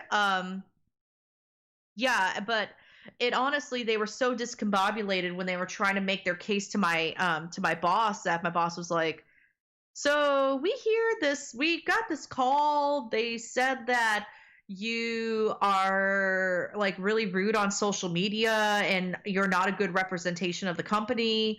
And I'm like, okay, did they give you an example? Like, did they send you screenshots? No, they just called to tell us that. I'm like, okay, well, I'll show you what happened on social media. And then they looked at it and they're like, okay, that's not a big deal. You just disagreed with somebody. I'm like, yeah, but apparently that's a crime punishable by getting fired. So, yeah, no but I kidding. never got fired. But today, that's just an example. Today you have to worry about that. Today you have to worry about a lot of those things that people can try and entrap you into. Yep. It's true. And and that's why I don't add any paranormal people to my LinkedIn page, because I'm just like, nope. Yeah, nope. Yeah. I'm going to get you to hold on right there because we got about 15 seconds. We are going to hop out for a break here in the next half hour. We're going to continue on with 15 things the paranormal people or paranormal investigators should stop making a big deal about. Alex Matsuo is our guest tonight, a brilliant young lady with great red hair, which I'm a fan of. She likes Thank my you. beard, so I have to say that. All right. Great red hair, fantastic paranormal investigator. We're going to continue on with this fantastic blog. Her website, alexmatsuo.com, and you can check out her spooky stuff because it's great. It's fantastic. And we're going to continue on right after this. Okay, hold on. I'll be right back, okay? Cool.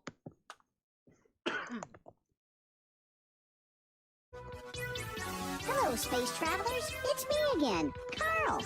Don't forget to join the Space Travelers Club for just $5 a month. And follow Spaced Out Radio on Twitter at Spaced Out Radio. Our Instagram, Dave Scott SOR. Our Facebook page is Spaced Out Radio Show. Our archives are free at youtube.com/Spaced Out Radio. Come woo it up with Spaced Out Radio today. Bye!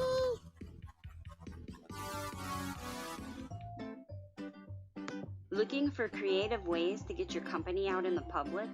How about advertising on Spaced Out Radio? Our sales department is waiting to hear from you, and we can work around any budget.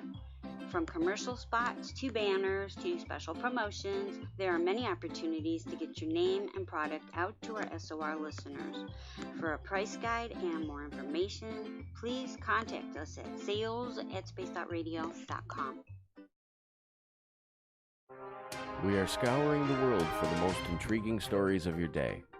Take the time to read up on the SOR Newswire, where our team, led by Captain Shirk, will deliver to you some of the best paranormal and supernatural news, along with some stories that will blow your mind from the weird to the wacky.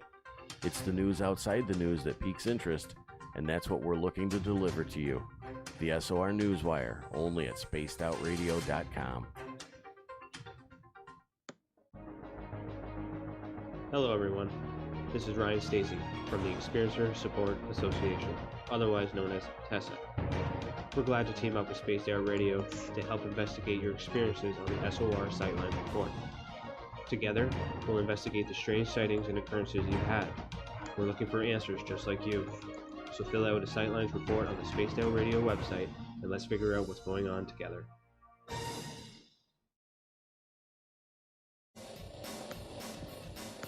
We all know on Spaced Out Radio we love a good beard and mustache, so why not take care of your facial hair with Mighty Moose Beard Oil? Made in Canada, we're taking care of beards and stashes around the world. We use 100% natural ingredients with our oils and balms to make your whiskers feel silky smooth. Use promo code SOR2019 at mightymoosebeard.com today.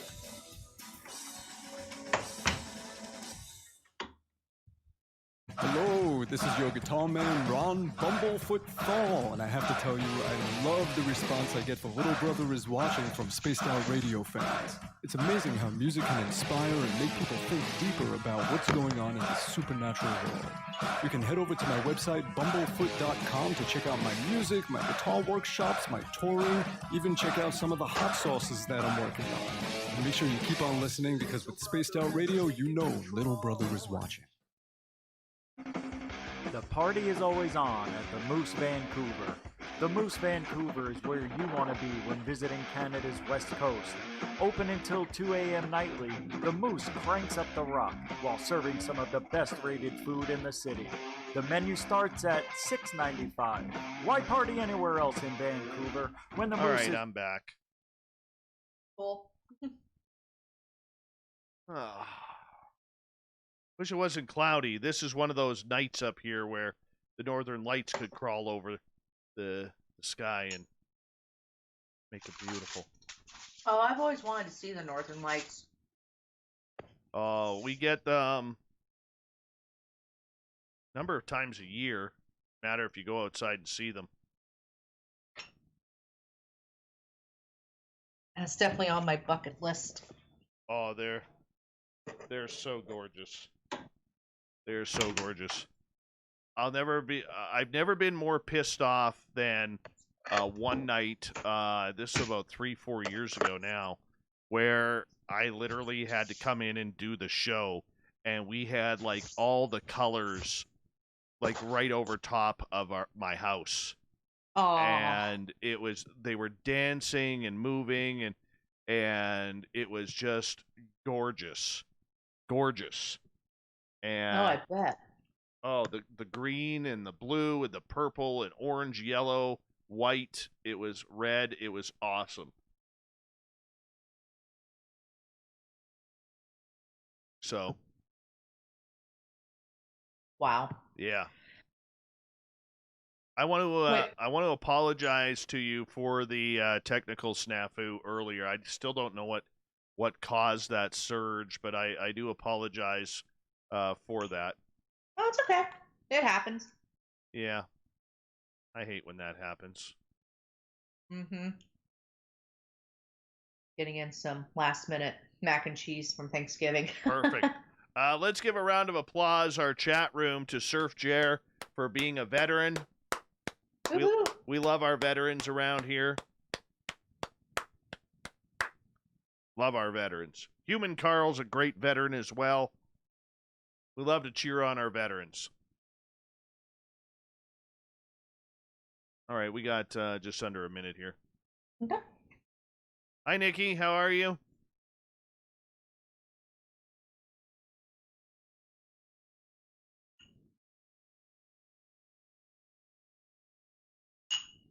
Yeah, we have a number of veterans who listen to this show.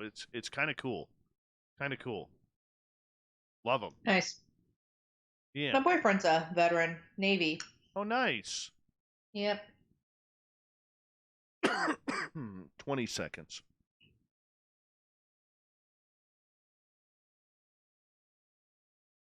And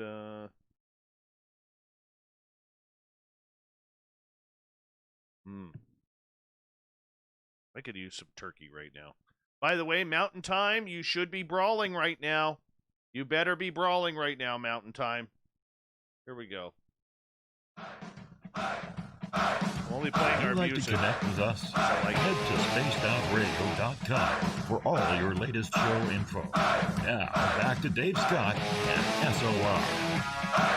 I love our theme song, Little Brother is Watching by Ron Bumblefoot Thal, formerly of Guns N' Roses, currently of Sons of Apollo and Asia.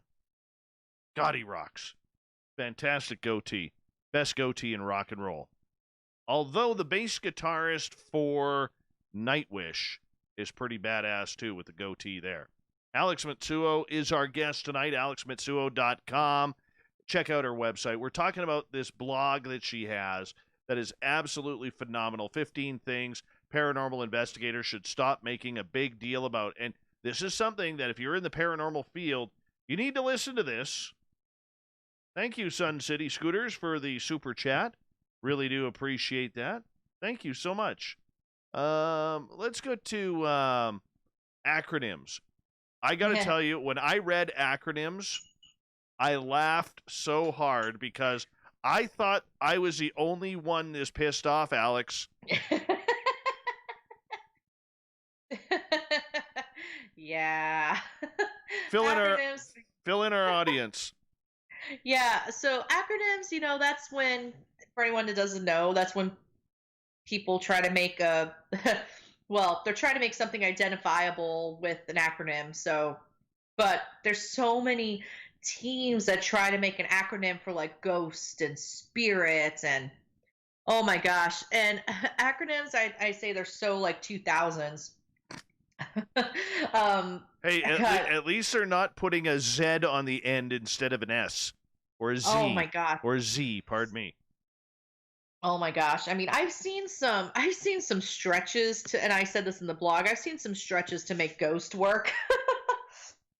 It's like ghouls haunting other spiritual things. I think that might be my favorite one.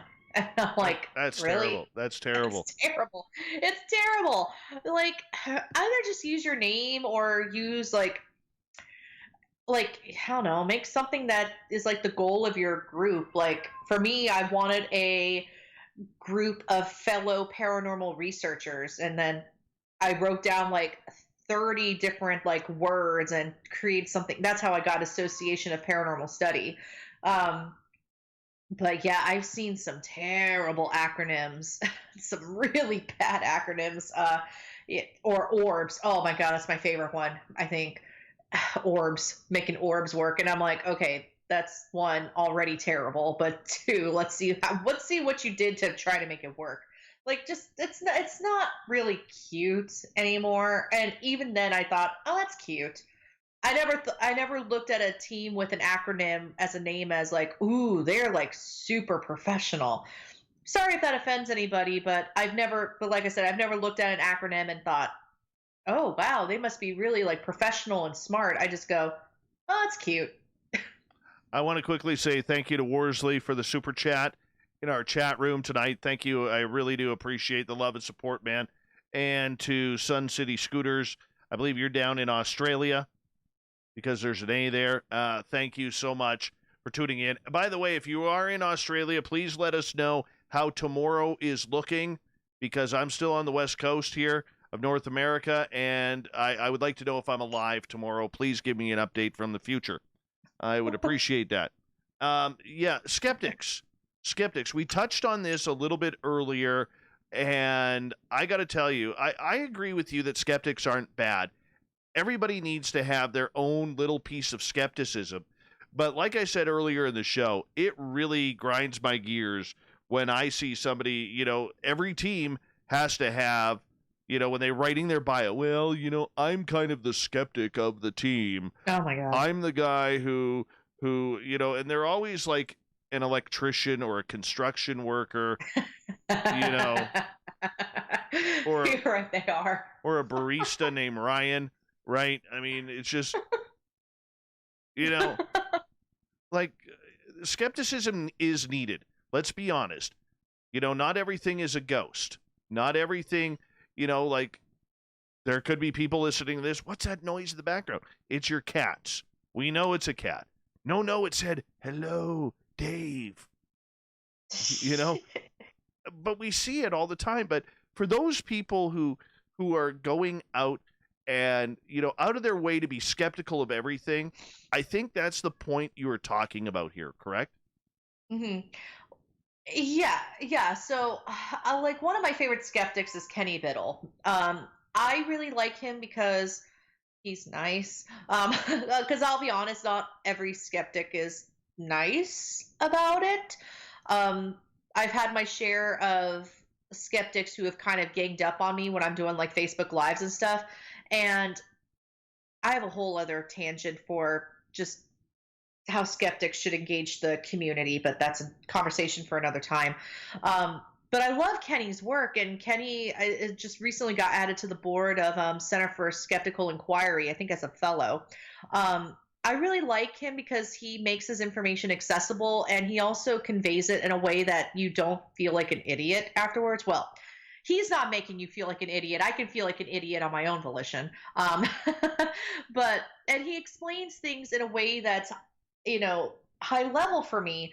And for me, I don't really, I can't really take internal skeptics seriously because, as you said, it's like everyone has their role on the team. And yeah, the skeptics usually like the electrician and or some sort of like who has the science background, which is incredible to me. But I don't, there's a kitty speaking of.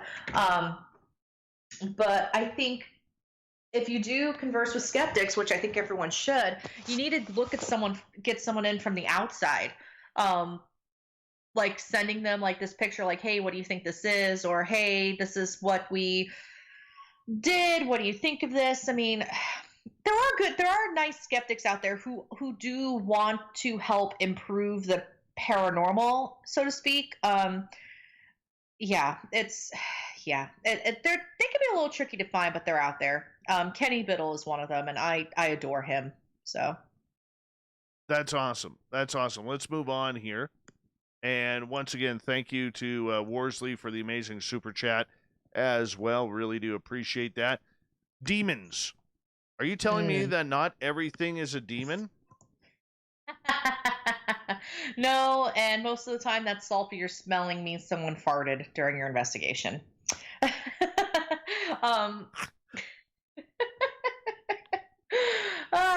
Anyway, yeah. And the whole demon craze 100% came from the TV shows.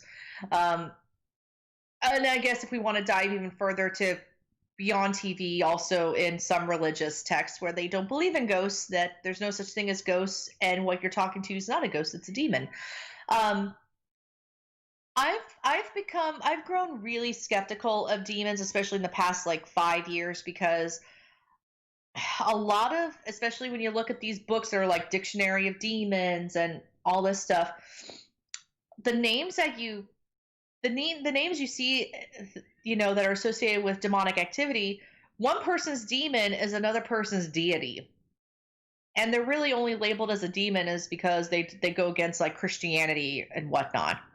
So yeah, 100%. I'm not on the demon train. I think there can be evil spirits or ill-intentioned entities, but you could just be dealing with someone who's just not a good person in life, and that translated into death. And I know there's yeah, so it's one of and that's something I do take issue with, like one person's demon is another person's deity. So then in that case, then is that thing actually a demon? No. It's just because you perceive it as evil and therefore it's a demon. So it drives me nuts. Yeah. So not everything you see or hear is a demon. It's just not. Yeah, but it makes for good TV. It makes for good TV. That it does. And once again, we've discussed that. Ouija boards. Oh yeah, Ouija boards. I have not had a bad experience with a Ouija board, and I've been experimenting for a while. Granted, I've always because I've had the Ouija board is evil thing ingrained into my very being since I was a kid, and I'm still working on growing out of that. So when I have used a Ouija board, it's always been with someone else, who knows a little bit more about it than me, because I'm just like, just in case, teach me how to use the board, and I want to know how to like open and close the door and whatnot, because I'm trying to undo decades of childhood trauma here, so bear with me, everybody. So I have not had a bad experience, and I used a Ouija board on Halloween during a full moon, which apparently people thought that Hellmouth should have opened up and swallowed me. It did not. Had an interesting experience with it, and I got so much crap for it. Like, this was the one, I didn't get crap for this blog I wrote, but I got crap for using a Ouija board on Halloween during a full moon. Like, oh my gosh, one of my favorite comments, like someone said, like, I unleashed evil onto the world. So anybody, if the apocalypse comes, you can blame me. I can do that. Yeah. Basically anything that's bad that happens from here on out, it's my fault. All right. I want to sneak these in because I know we only have you for another 10, 11 minutes here. Religion. Yeah, I have seen people from all religious backgrounds use their faith in like protection, cleansing, blessings. I've seen it work. I've seen Buddhist approaches to spiritual cleansing and whatnot. I've seen that work. I think it just kind of comes back to intention. It just goes back to intention in your faith. So yeah, I'll keep that short. Well, that makes sense. Okay. Celebrities joining the field. Yeah, it's gonna happen. I mean, parts of the paranormal is marketable, but like I said, I feel like the paranormal entertainment industry is kind of the redheaded stepchild of the entertainment industry. But and I can say that as a redhead. Celebrities are gonna get on the train. It's gonna happen. I mean, if we go with the idea that many people have had paranormal experiences in their life, celebrities are still people. They're at a different place in their lives, but it's going to happen. They're going to get a TV show because it's notoriety. It's who they are. We just, just get over it. Get over it. Okay, but this brings up a fact. Let's bring up somebody who is becoming a paranormal friend of yours, Stormy Daniels. Mm-hmm. Now we know her as an adult entertainer. We also know the controversy with President Trump. Yep. And now all of a sudden, boom, paranormal show. Like, for a lot of people like her, has she had paranormal experiences that led her to this? Or was it just like some producer coming up to her and saying, well, you kind of have a name. You're a little controversial. Plus, you're good looking, and that way we have the ability to produce a paranormal show for you because that's your new hobby. So she's had experiences. She's had experiences throughout her life, but also this show, she's producing it herself. She is paying for it. This is all coming out of her own pocket. It also has not been picked up by a network yet. So she's basically filming it, paying for everything, and then she's going to pitch it to the networks. So I think that's where a lot of people got confused about, because because some people read like she's working on a paranormal show, as in she has a paranormal show. So she technically doesn't have a show yet, although then we can go into like, what is a show? Because she could put it on YouTube and it could be a show in a sense too. But yeah, no, she's 100% paying for this herself. She's had experiences her whole life, and she has shown me videos from like years ago. But again, it goes back to like branding and your niche. And, you know, this is why you don't see sometimes a lot of crossover with different actors. You know, because you have a brand, you have a certain look, and you have to stay in it. The entertainment industry is so weird like that, but that's why you see Melissa McCarthy playing a certain role all the time. And I mean, I love her, by the way. Me too. Ever since Gilmore Girls. Oh, same. Yes. But yeah, so we all have our look and we all have our branding, and this is why like you won't see a lot of actors do extra work. Or if you do, they're hiding their faces because they don't want to be labeled in the industry as an extra. So I think in the sense with Stormy, I mean, she has a look, she has a niche, and she has a certain brand that she has to sell. The paranormal just didn't fall into it, which is why we don't hear about it. Okay, so when you were on investigation with her, how did she take it in investigating? Like, did she know what she was doing? Did she have paranormal people who were experienced around her? Oh yeah, so she does surround herself with really knowledgeable folks, and I was really surprised at how knowledgeable she was, because I honestly didn't really know much about her just anyway. My boyfriend knew about her, but that's a conversation for another time. He was more excited about this adventure than I did, or than I was. But yeah, she knew what she was doing, and she was also taking really careful steps to not, because she has abilities. She was taking extremely careful steps to not, to not taint herself. She, because I was there really to help out with the tech equipment and that setup, and the owner of the place was wanting to tell me the story, and she's like, wait, don't say anything. I need to leave the room. I need to leave the building. And so she was really making sure that she wasn't like exposing herself to information. And I was really impressed with that. And when she was doing her reading of the place, she wasn't like saying, oh, I'm 100% correct in this. She was very much like, okay, well, this is what I'm feeling, and, X, Y, and Z.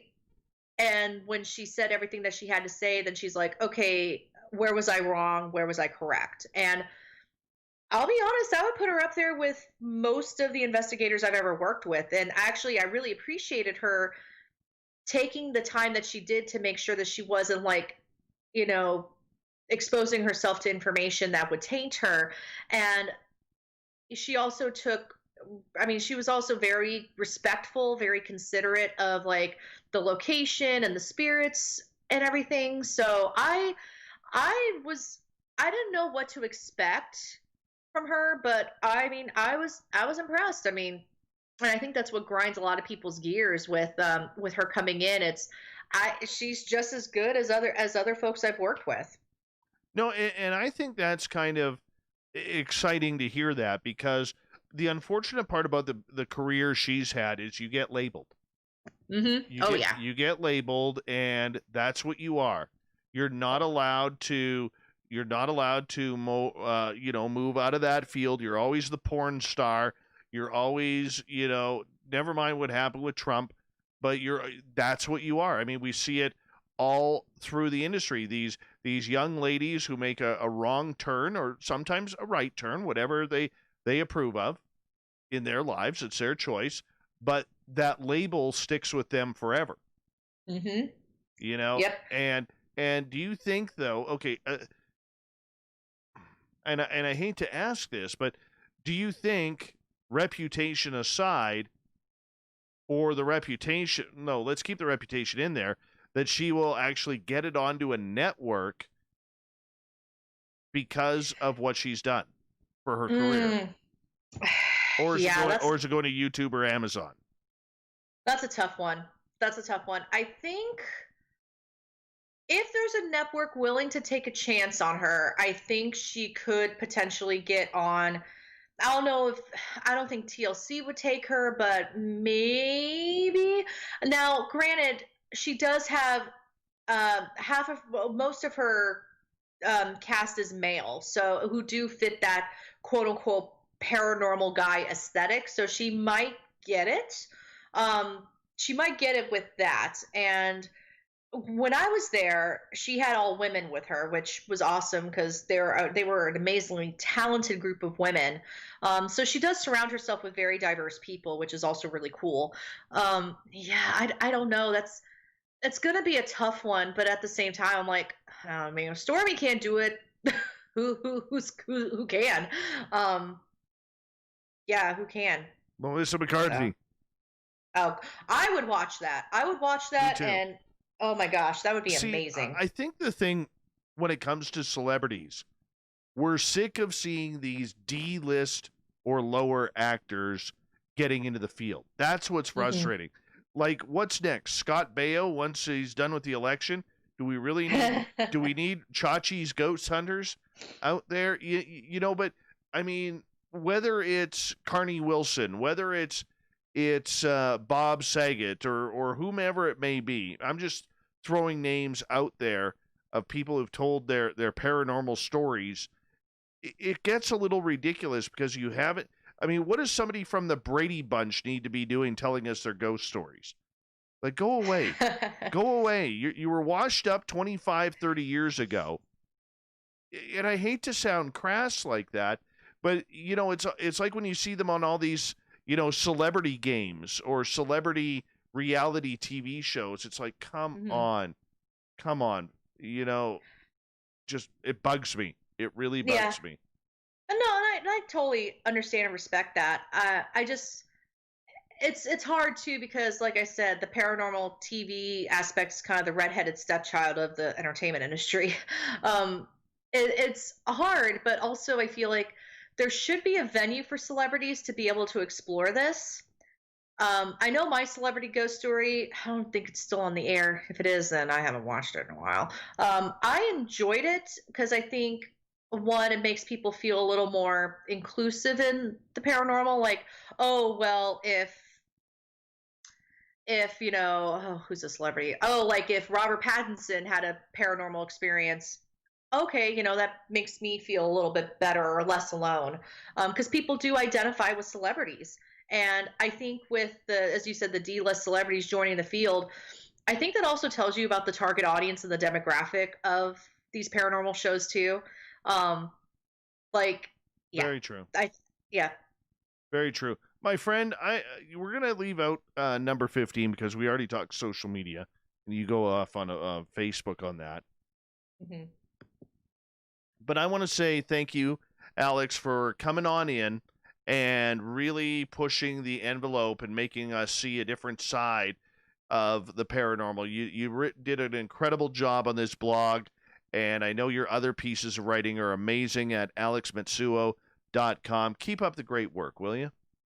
Thanks, Dave. This was a fun conversation. Absolutely. Coming up next, we're going to go with the SOR Newswire and the Thought of the Dave. Stay tuned. More Spaced Out Radio coming up right after this.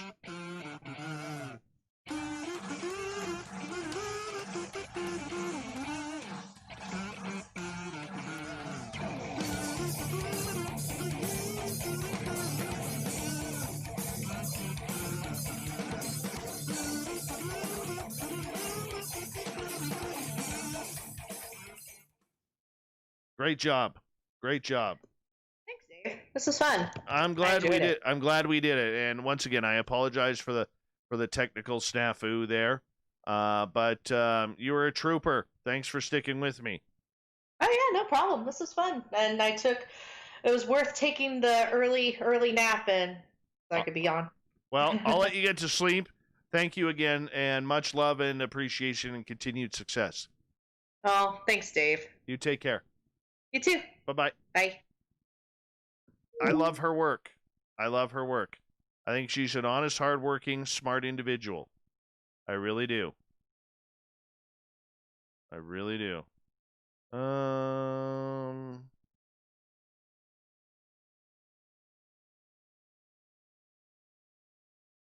I forgot about the news. I did. So now I'm having to quickly grab it all here.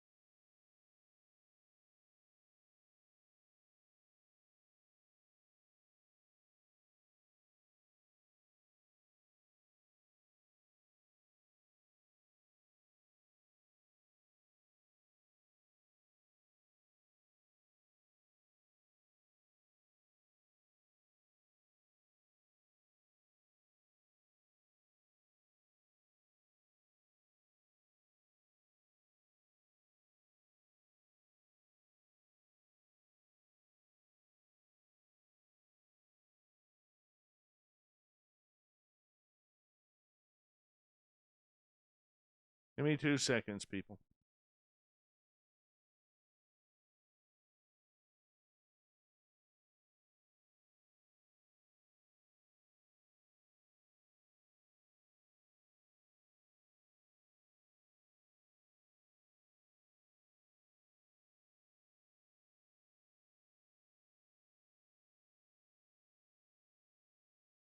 There we are. Yes, Alex Matsuo, everybody. Let's give her a clap. Hey, Princess Denali. Hey, Ron. Hi, Eva. Eva.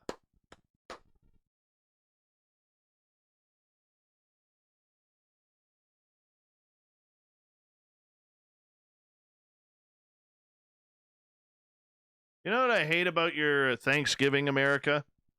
Is it makes me jealous that we don't have turkey up here. I think next year I'm going to celebrate American Thanksgiving too. That way I get 2 Thanksgiving dinners. Because I'm really sick and tired of you guys talking about turkey and stuffing and all sorts of great food.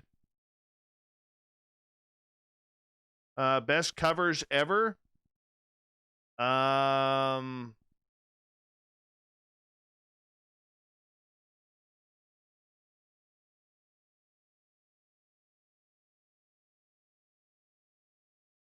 Excuse me. Best cover ever. Oh, that's a hard one.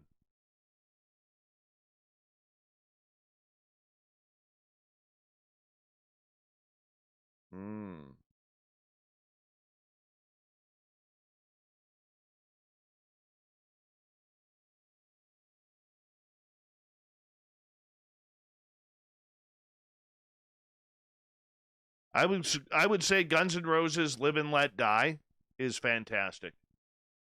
Fantastic. I'm biased, I know. Five Finger Death Punch did a great version of House of the Rising Sun.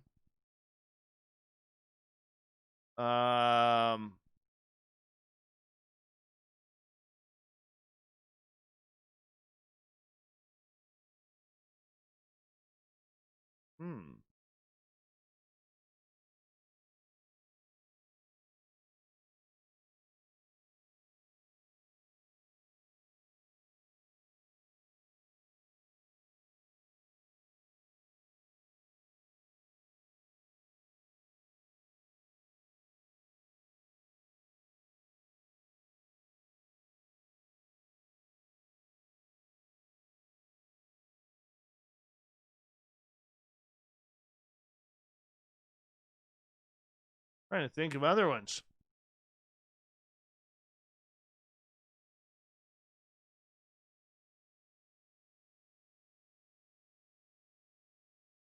Hailstorm does a great version of Hearts. All I Want to Do Is Make Love to You. Fantastic cover version of that. All right, here we go. With Spaced Out Radio.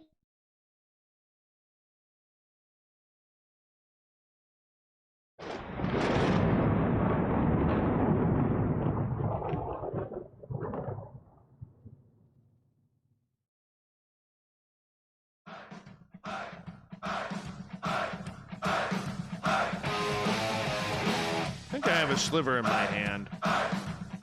Thought it was a cut. I think it's a sliver. What the hell's going on here? Anyways, normally at this time I do the news, but I think I got a sliver here. Kind of bugging me. I don't have fingernails and tweezers and stuff like that in here. I want to go off on a little bit of a rant here. If you don't mind. I do have some news lined up, so Shirky Poo will it is a sliver, son of a gun. Come on out. Anyways, did I get it? No. Still in there.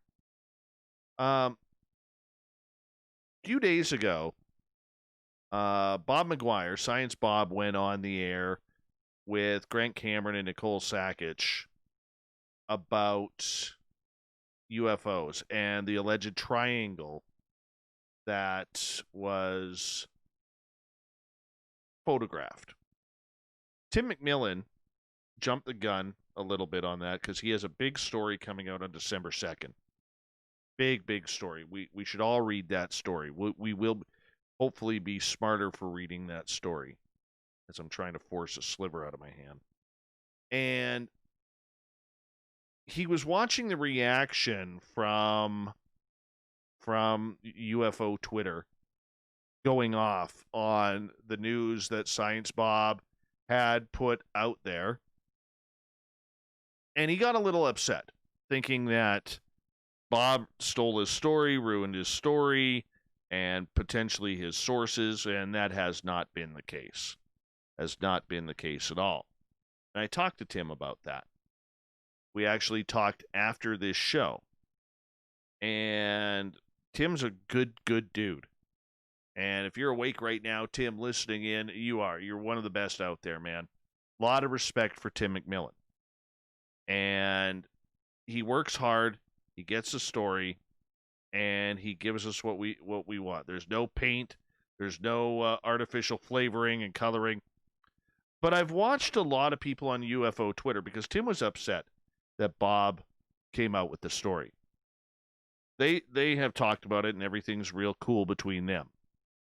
But one of the things that I want to talk about is the fact that a number of people out there were bashing Bob, saying that it was rude of him to do that. It was, he's a story killer, that this was Tim's story. How dare he? One of these fake journalists out there put out a post saying that he was disgusted by Grant Cameron and Nicole Sackich for bringing Bob on the air talking about that subject when they stole Tim's story. Look, as I told Tim, you have number of people who follow you, but there's more than one person covering this story. There's more than one person covering this story. Tim just has the inside scoop. Okay, but there's a lot of people. And remember what I tell you, I've told you guys a lot about this regarding these fake journalists out there. Call themselves journalists. Call themselves reporters, UFO journalists, investigative journalists. And in reality, there is only one investigative journalist in this entire field, and that is George Knapp. But there's a lot of fakers and shysters out there, okay? A lot of fakers and shysters. And the point that I'm getting at is, because I like making sure that you, our audience who is watching this, you're getting good information. I will never try to steer you wrong on information. And watching a number of these fake self-titled journalists saying, in their professional opinion, it was wrong of Bob to come out and discuss this story without talking to Tim. This is a prime example of how you tell they're fake. Because in the real world of journalism, you are not holding on to a story so your competition can break it. Journalism is about ego. We all want the story. In fact, I told Tim that if we don't book a date for December to talk about this article, I was going to break what I knew. And I said I was going to give you 10 days, Tim. 10 days. And Tim laughed at that when I said it, and so did I. I said, I'm serious. He goes, oh, I know you are. He goes, and I would do the exact same thing. Check the credentials of the people. If they've never worked in the media before, they are not an investigative journalist. There is no such thing as a UFO journalist. Okay? Writing a column in a newspaper as a guest columnist is not journalism. Now, blogging and vlogging is. Kind of been a little schooled on that.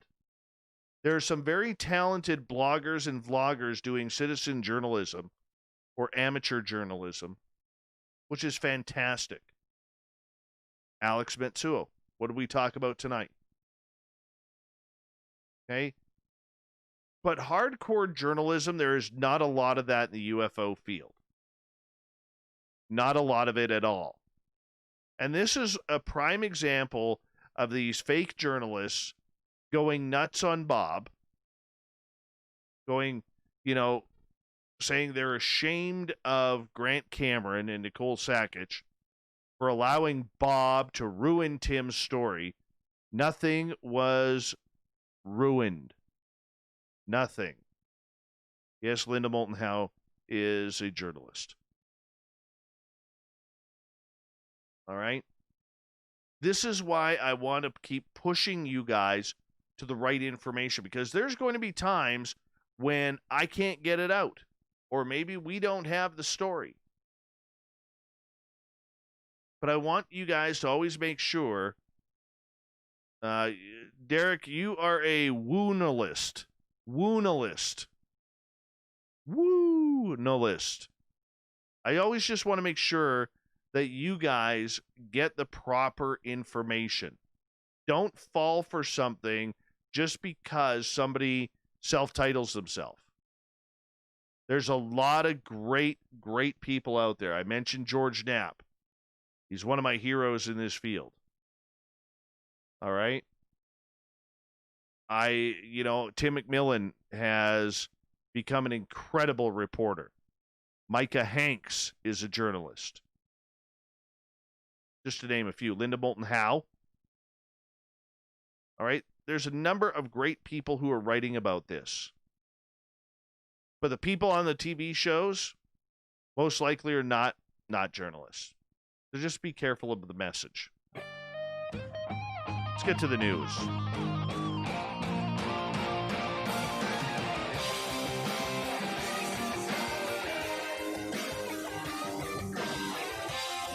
Yes, the news is always changing, which is why we bring you the SOR News Wire at the back end of every show, where we get to the weird, the strange, the wacky, and sometimes the fucking insane. So, yeah, residents of an Austrian village will ring in the new year under a new name, Bugging. Why? Because they're tired of the ridicule of the signposts, especially on social media, that became too much to bear. They finally grew weary of their town name, fucking, which some experts say dates back to the 11th century. Minutes from a municipal council meeting published on Thursday showed that the village of about 100 people, 350 kilometers west of Vienna, will name their town Fugging as of January 1st, 2021. I want to fucking go to fucking. This is a great story, Captain Shirk. This is awesome. Increasing numbers of English-speaking tourists have made a point of stopping in fucking in order to snap pictures of themselves by the signpost at the entrance to the village, sometimes striking lascivious poses for social media. Some have reported even stealing signposts, leading local authorities to use theft-resistant concrete when putting up the fucking signs. Finally, a majority of the villagers decided they had enough. I can confirm that the village is being renamed, said Andrea Holzner, the mayor of Tardsdorf, the municipality in which the village belongs. I really don't want to say anything more. We've had enough media frenzy about this in the past. According to the Australian Daily D Press, the villagers known as fuckingers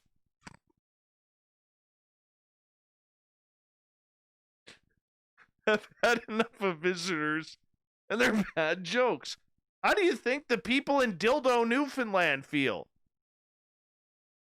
Don't get mad about it. Embrace the fucking. They do it in Dildo. What about come by chance? If you're going to Dildo, you might as well come by chance. But the fuckingers have had enough fucking to move over to fugging. Thank God this show's not on the radio tonight. If you don't like the fucking name, you're an asshole. So a few people are pissed off about this. They are. So one person says, don't people have a sense of humor these days? Another noted, they're getting free publicity. They ought to have been happy with the fucking name. Locals have previously found their village in the news after it was a backdrop for a book by Australian novelist Kurt Palm, which was later turned into a film named Bad Fucking. The village was first officially inhabited around 1070 by local lore suggests that a 6th century Bavarian nobleman called Focko actually founded the settlement. A map dating back from 1825 used the spelling Fuking, Fuking. Just across the border in Bavaria, in Germany, there is a village called Petting. Who cares about Petting when we got Dildo and Come By Chance in Canada? If we're allowed and we're proud of Dildo, no batteries required, fucking needs to get on the board and embrace its fucking name. Would you agree? This may be the greatest story ever on this show. Ever.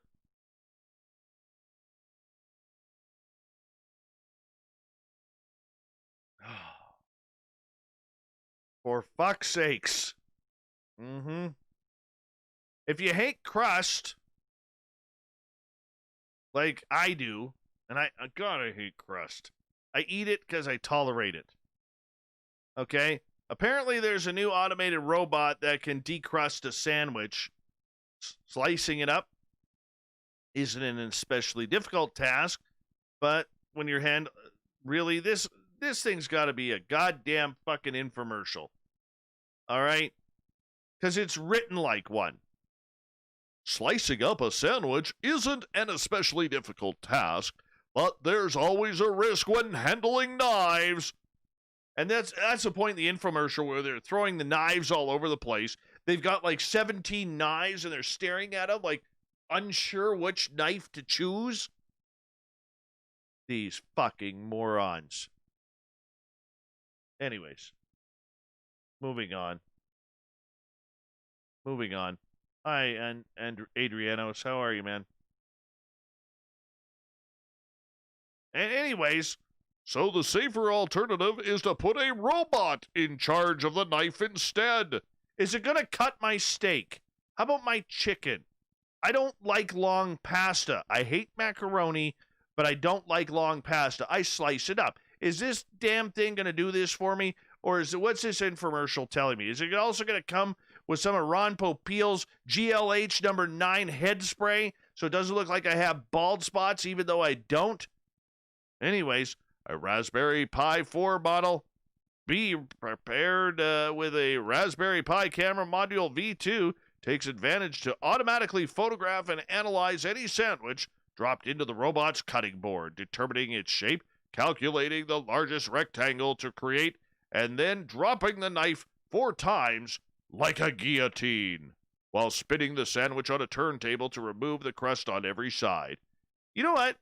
There's going to be some dumb idiots who buy this thing. They're going to spend about $400 or $500 on this thing, thinking it is the greatest thing ever, and then it'll be in the cupboard after 3 weeks after Christmas. If you're getting me a Christmas present this year, do not buy me one of these useless pieces of shit. That's enough of that.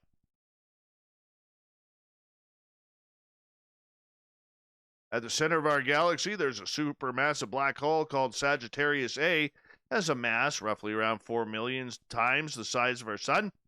Great news, though. Turns out scientists have discovered that we're 2,000 light years closer to Sagittarius A than we thought. That's a good news. This doesn't mean we are currently on a collision course with a black hole. No, it's simply the result of a more accurate model of the Milky Way based on new data. I want to know what's on the back end of a black hole. I do.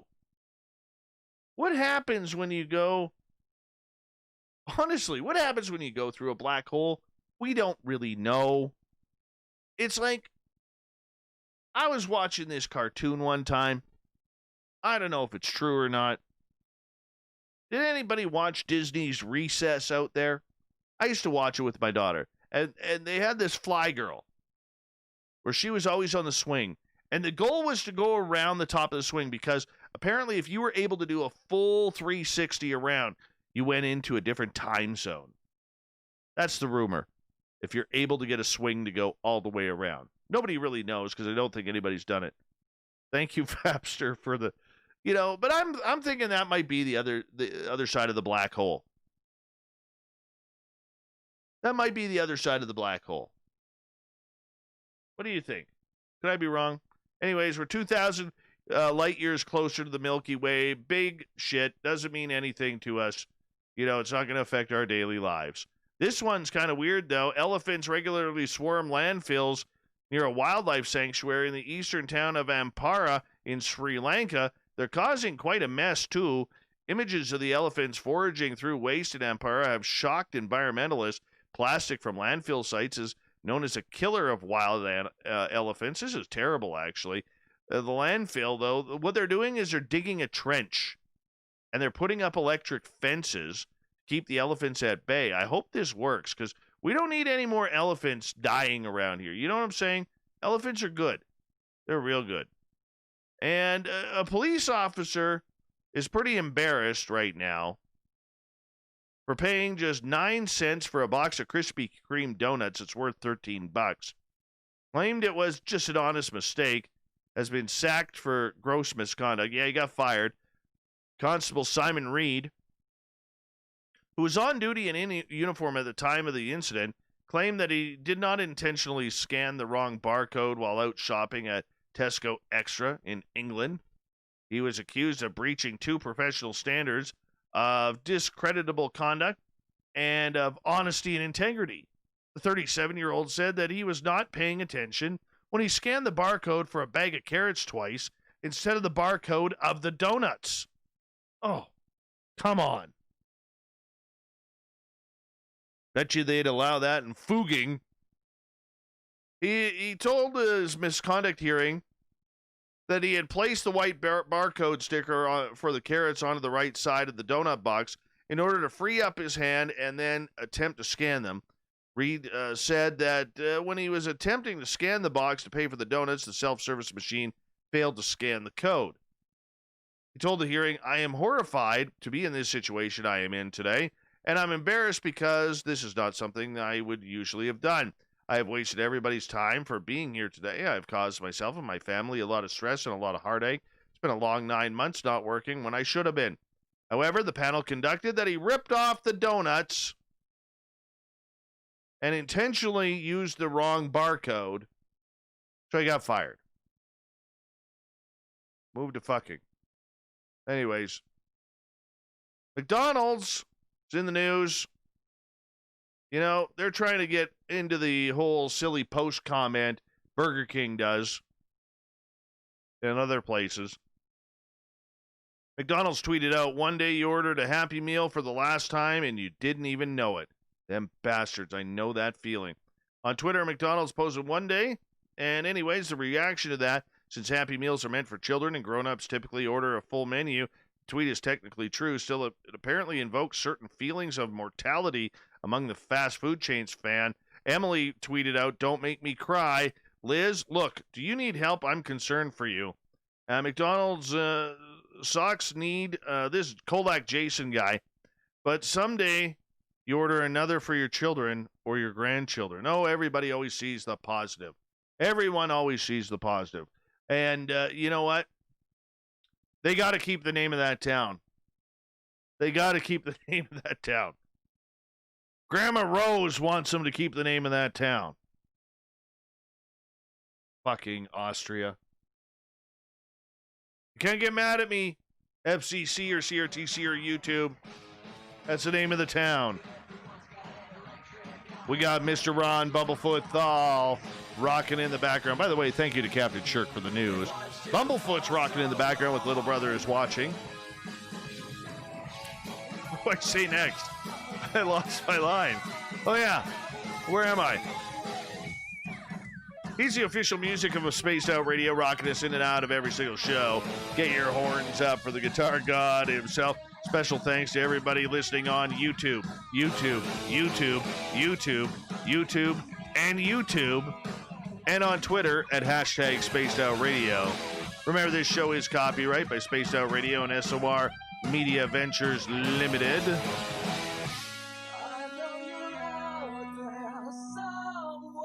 I really appreciate each and every one of you taking on our show. I can't even speak. You know what? Together, my friends, we own the night. There you go. That's what I wanted to say.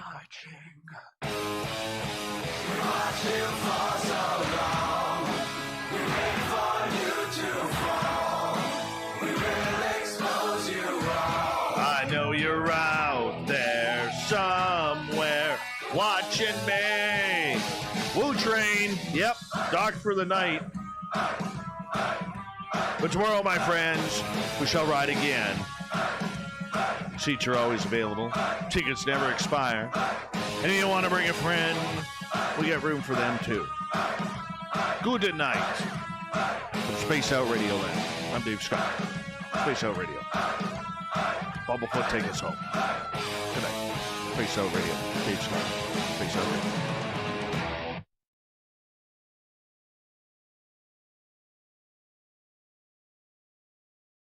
You know, I guess I really didn't need to have to play the theme song.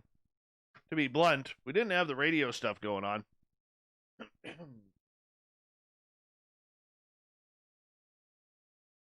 Always tap one of us for when you forget your lines. Well, that's why I had to go. Honestly, I had to go to Roy there.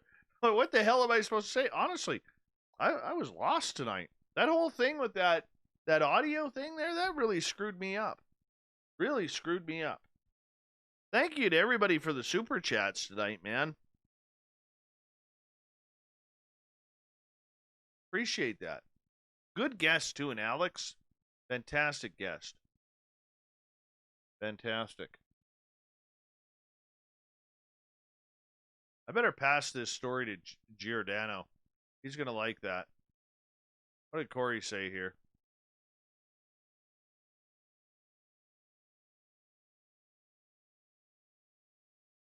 I'm wondering how you can get away with saying it so much.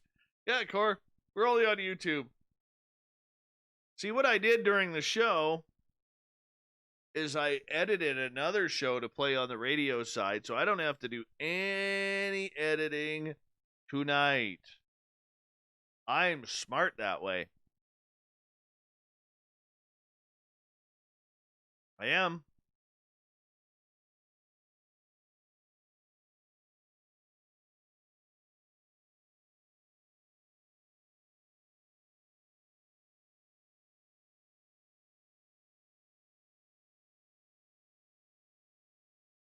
I got a haircut today. I did. Got a haircut. Got the sides done. Got the back done. I almost put it up.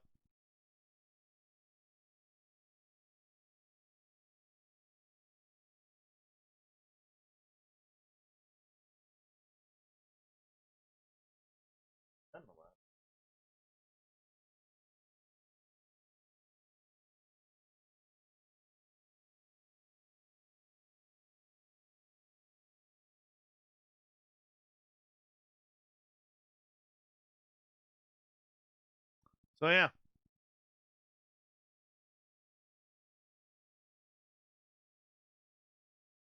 That's what the hair looks like.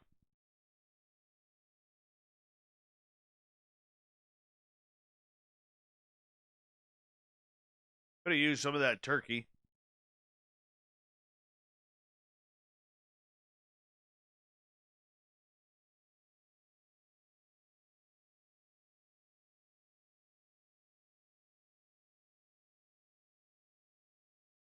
I'll slouch down a little bit so you can see it. There you go.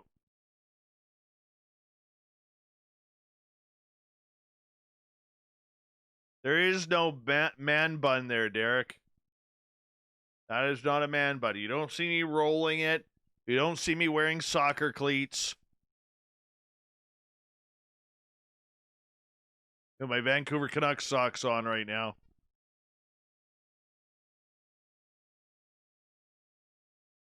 Mm-hmm.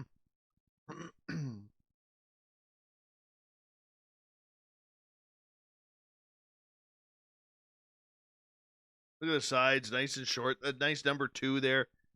Except the ladies around here, due to the new COVID rules, they aren't trimming beards. So I was gonna get my beard sculpted, and I didn't get the opportunity. I do not have Crocs on my feet, Derek. I do not own Crocs, nor will I ever. See, I'll even show you. I have my Canuck socks on. There. Oh, I did it today, too. I literally found every sock that I could in the house today, and I folded socks. I found like 40 pairs, and there's still about 60 left.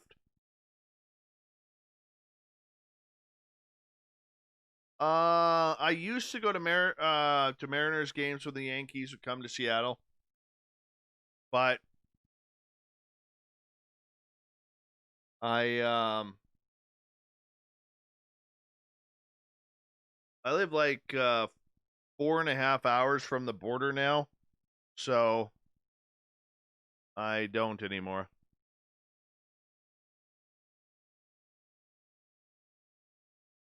I do not own Crocs, man. That's a bad rumor to start.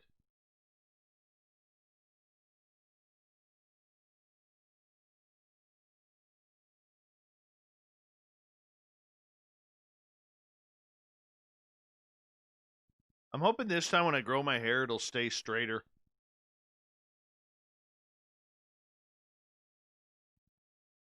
Rather than get curly.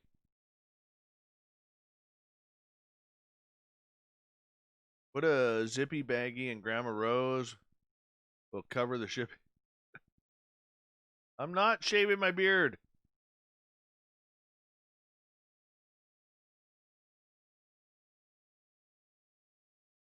Still got some sliver in my finger, too.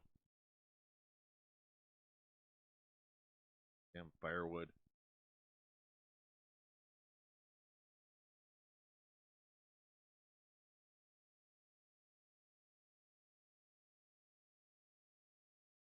The cat of spray. What kind of spray, dude? You dirty bastard, Derek. You dirty bastard. I see what you're doing here. I'll be honest, I bet you open up Derek's closet. There's 3 concert t-shirts of Nana Muscuri and 3 pairs of Crocs.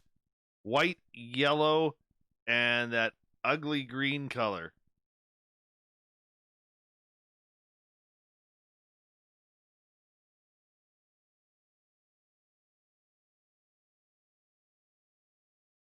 I just hope my hair stays straight this time.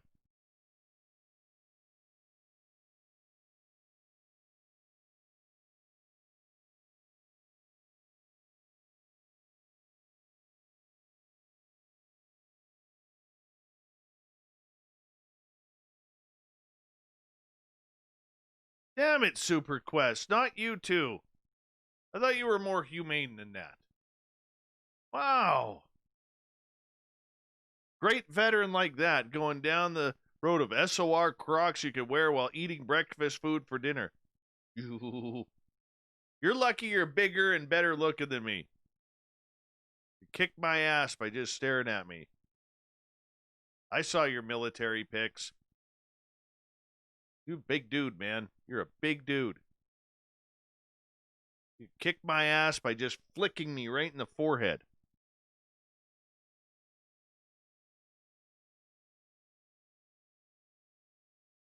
No, I'm not hiking boots guy. I'm not hiking boots guy.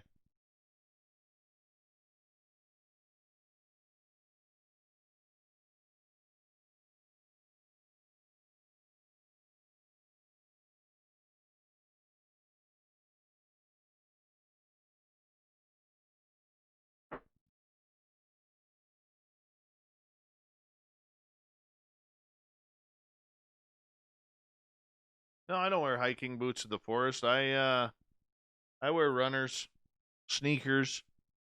Hey, Doc Holiday. A lot of times I wear steel-toed boots.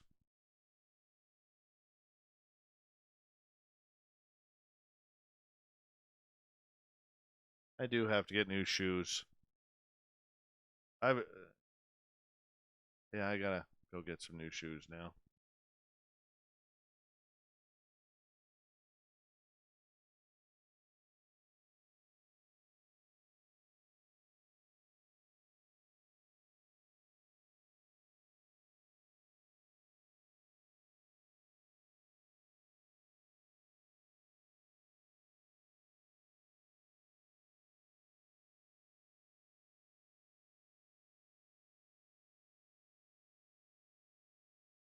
Damn it.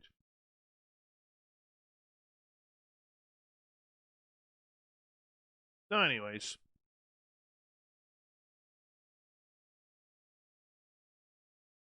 Close out some of these windows that I no longer need for the day. Yeah, they won't cut the beard due to COVID. Because when you're in a building here in BC now, a public building, you have to have your mask on. I'm keeping the beard. I was just going to trim it down and square it off a little bit. Got to keep the shape going and growing in that way.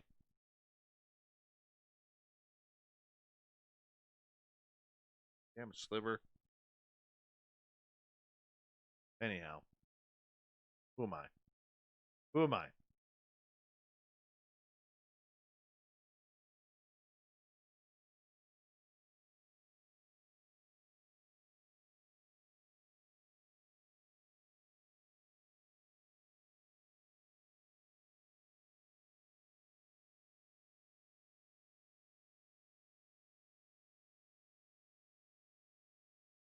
Tell us a Sam Squanch story?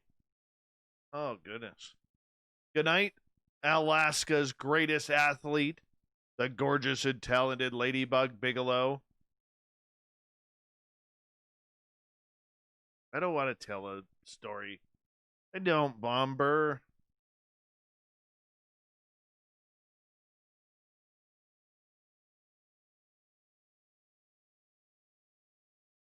Alaska's greatest athlete is calling it the night at 11:10 p.m. her time.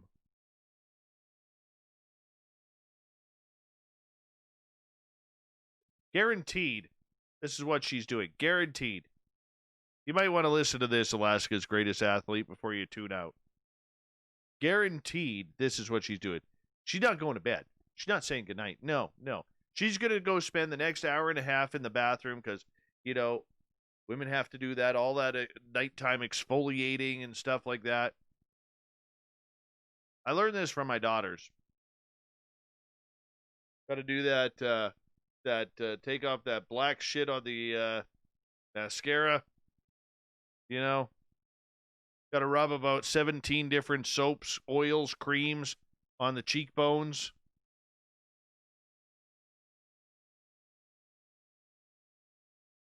Here's me when I go to sleep. That's it. Good enough. Done. Hey, Sovereign Cosmic Fart Man. How you doing? Oh, look at that. I'm close. Ha ha ha ha ha. Wow, close, but I usually do that when I'm listening to you. Oh my God, I'm laughing so hard. Oh yeah. So now she's going to go, okay? This is what's going to happen now. Then she probably goes and gets changed, okay? She's listening to this, so she doesn't have music on. But she's going to pace back from, like, her drawers in her closet back to the bathroom at least 4 times. That carpet on her floor, or hardwood, actually has a track in it because it is walked so often. It is walked so often that it's actually got a track in it. I never got to the whole saging stuff yet, right? Already changed and in bed. You got me good, though. Uh-huh. Yeah. So then, you got to rub that cream and that and all that stuff on the legs and feet because, you want to make sure you have good feet, Nothing worse than ugly feet. Honestly. Nothing worse than ugly feet.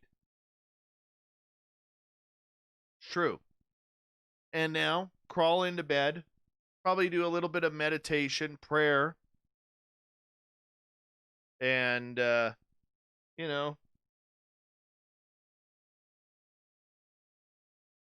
looks like she falls asleep on the left side. Left side. Probably true. Probably true. Little state, I've got it all down, Pat. I've got it all down. I know what's going on. Yeah. And by the way, men out there, for all you men out there, if you haven't gone for a pedicure, go get a fucking pedicure. They are amazing. They're fantastic. You get a nice pedicure, your feet feel good. Okay? It's true. Corin's the booking guy. Go get a pedicure. I know you're listening right now. Go get a pedicure. You need a pedicure. You guys don't understand. The women got it right on this one, gentlemen. The women got it right on this one. Go for a pedicure. Your feet will feel amazing. I spend a lot of time with my feet. I do.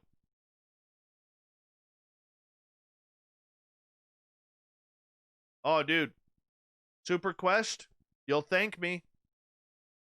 Make sure you go to one of those awesome Asian ones because those ladies there, they'll actually like massage your calves and your ankles and your feet. They'll give you a good massage.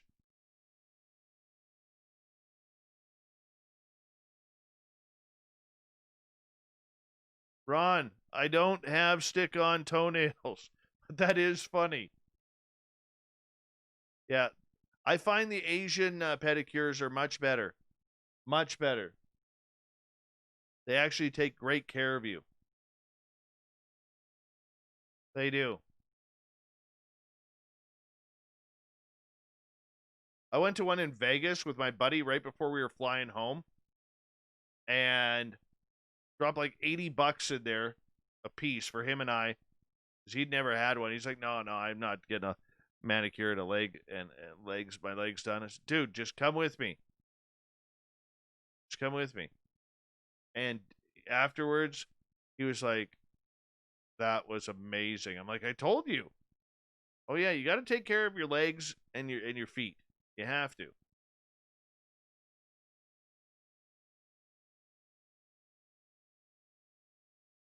you don't, you're in trouble. Chat room is behind. I don't know why.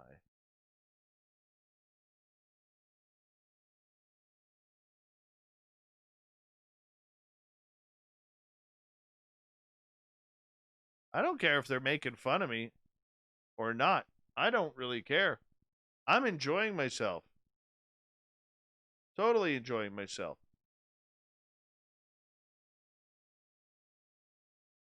This one chat room's behind.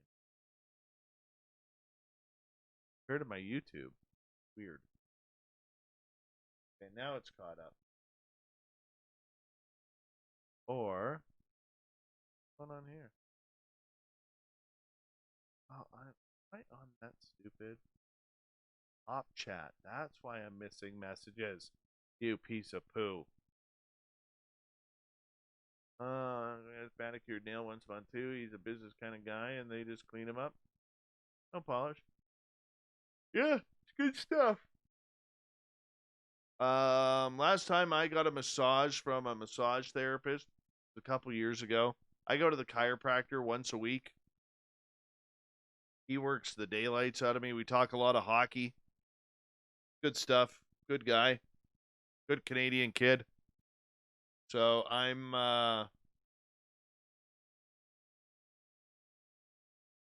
going to be I'm trying to find him. You know, when you live in a town as small as I do, hard to find good massage therapy. Really is. Because you want somebody who knows what they're doing. I used to see this lady back when I lived down on the coast. I used to see this lady once every 10 days to 2 weeks, and I would spend like $120 for 2 hours or an hour and a half, and she would just beat the tar out of my knots.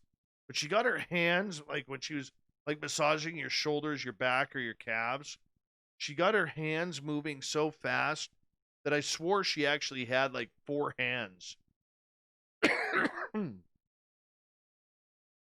Yeah, it was amazing.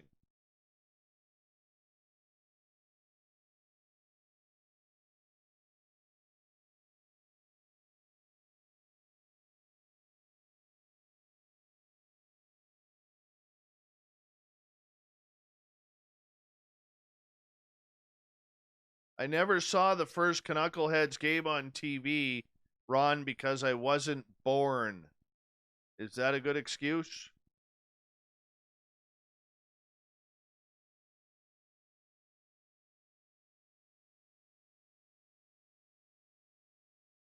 Coconut and sugar? Make my own face oil and shaving cream. Come on, you're up in Alaska. You throw in some salmon guts in there, too. You're throwing in some salmon guts up there. Or some king crab guts. One of the two. You can't hide that.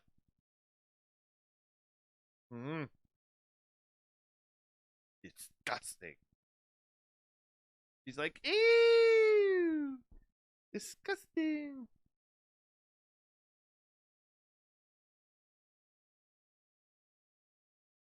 All right, I'm going to bed.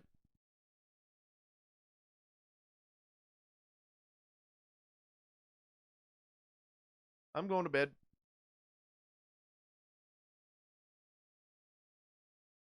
Have a good night.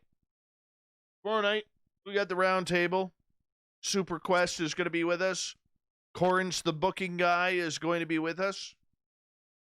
Nicole Sackich is going to be with us. Science Bob is going to be with us. And Little Richie G is going to be with us. We're going to have a great show tomorrow night on the round table. Thank you, guys. I got to get to work in the morning, too.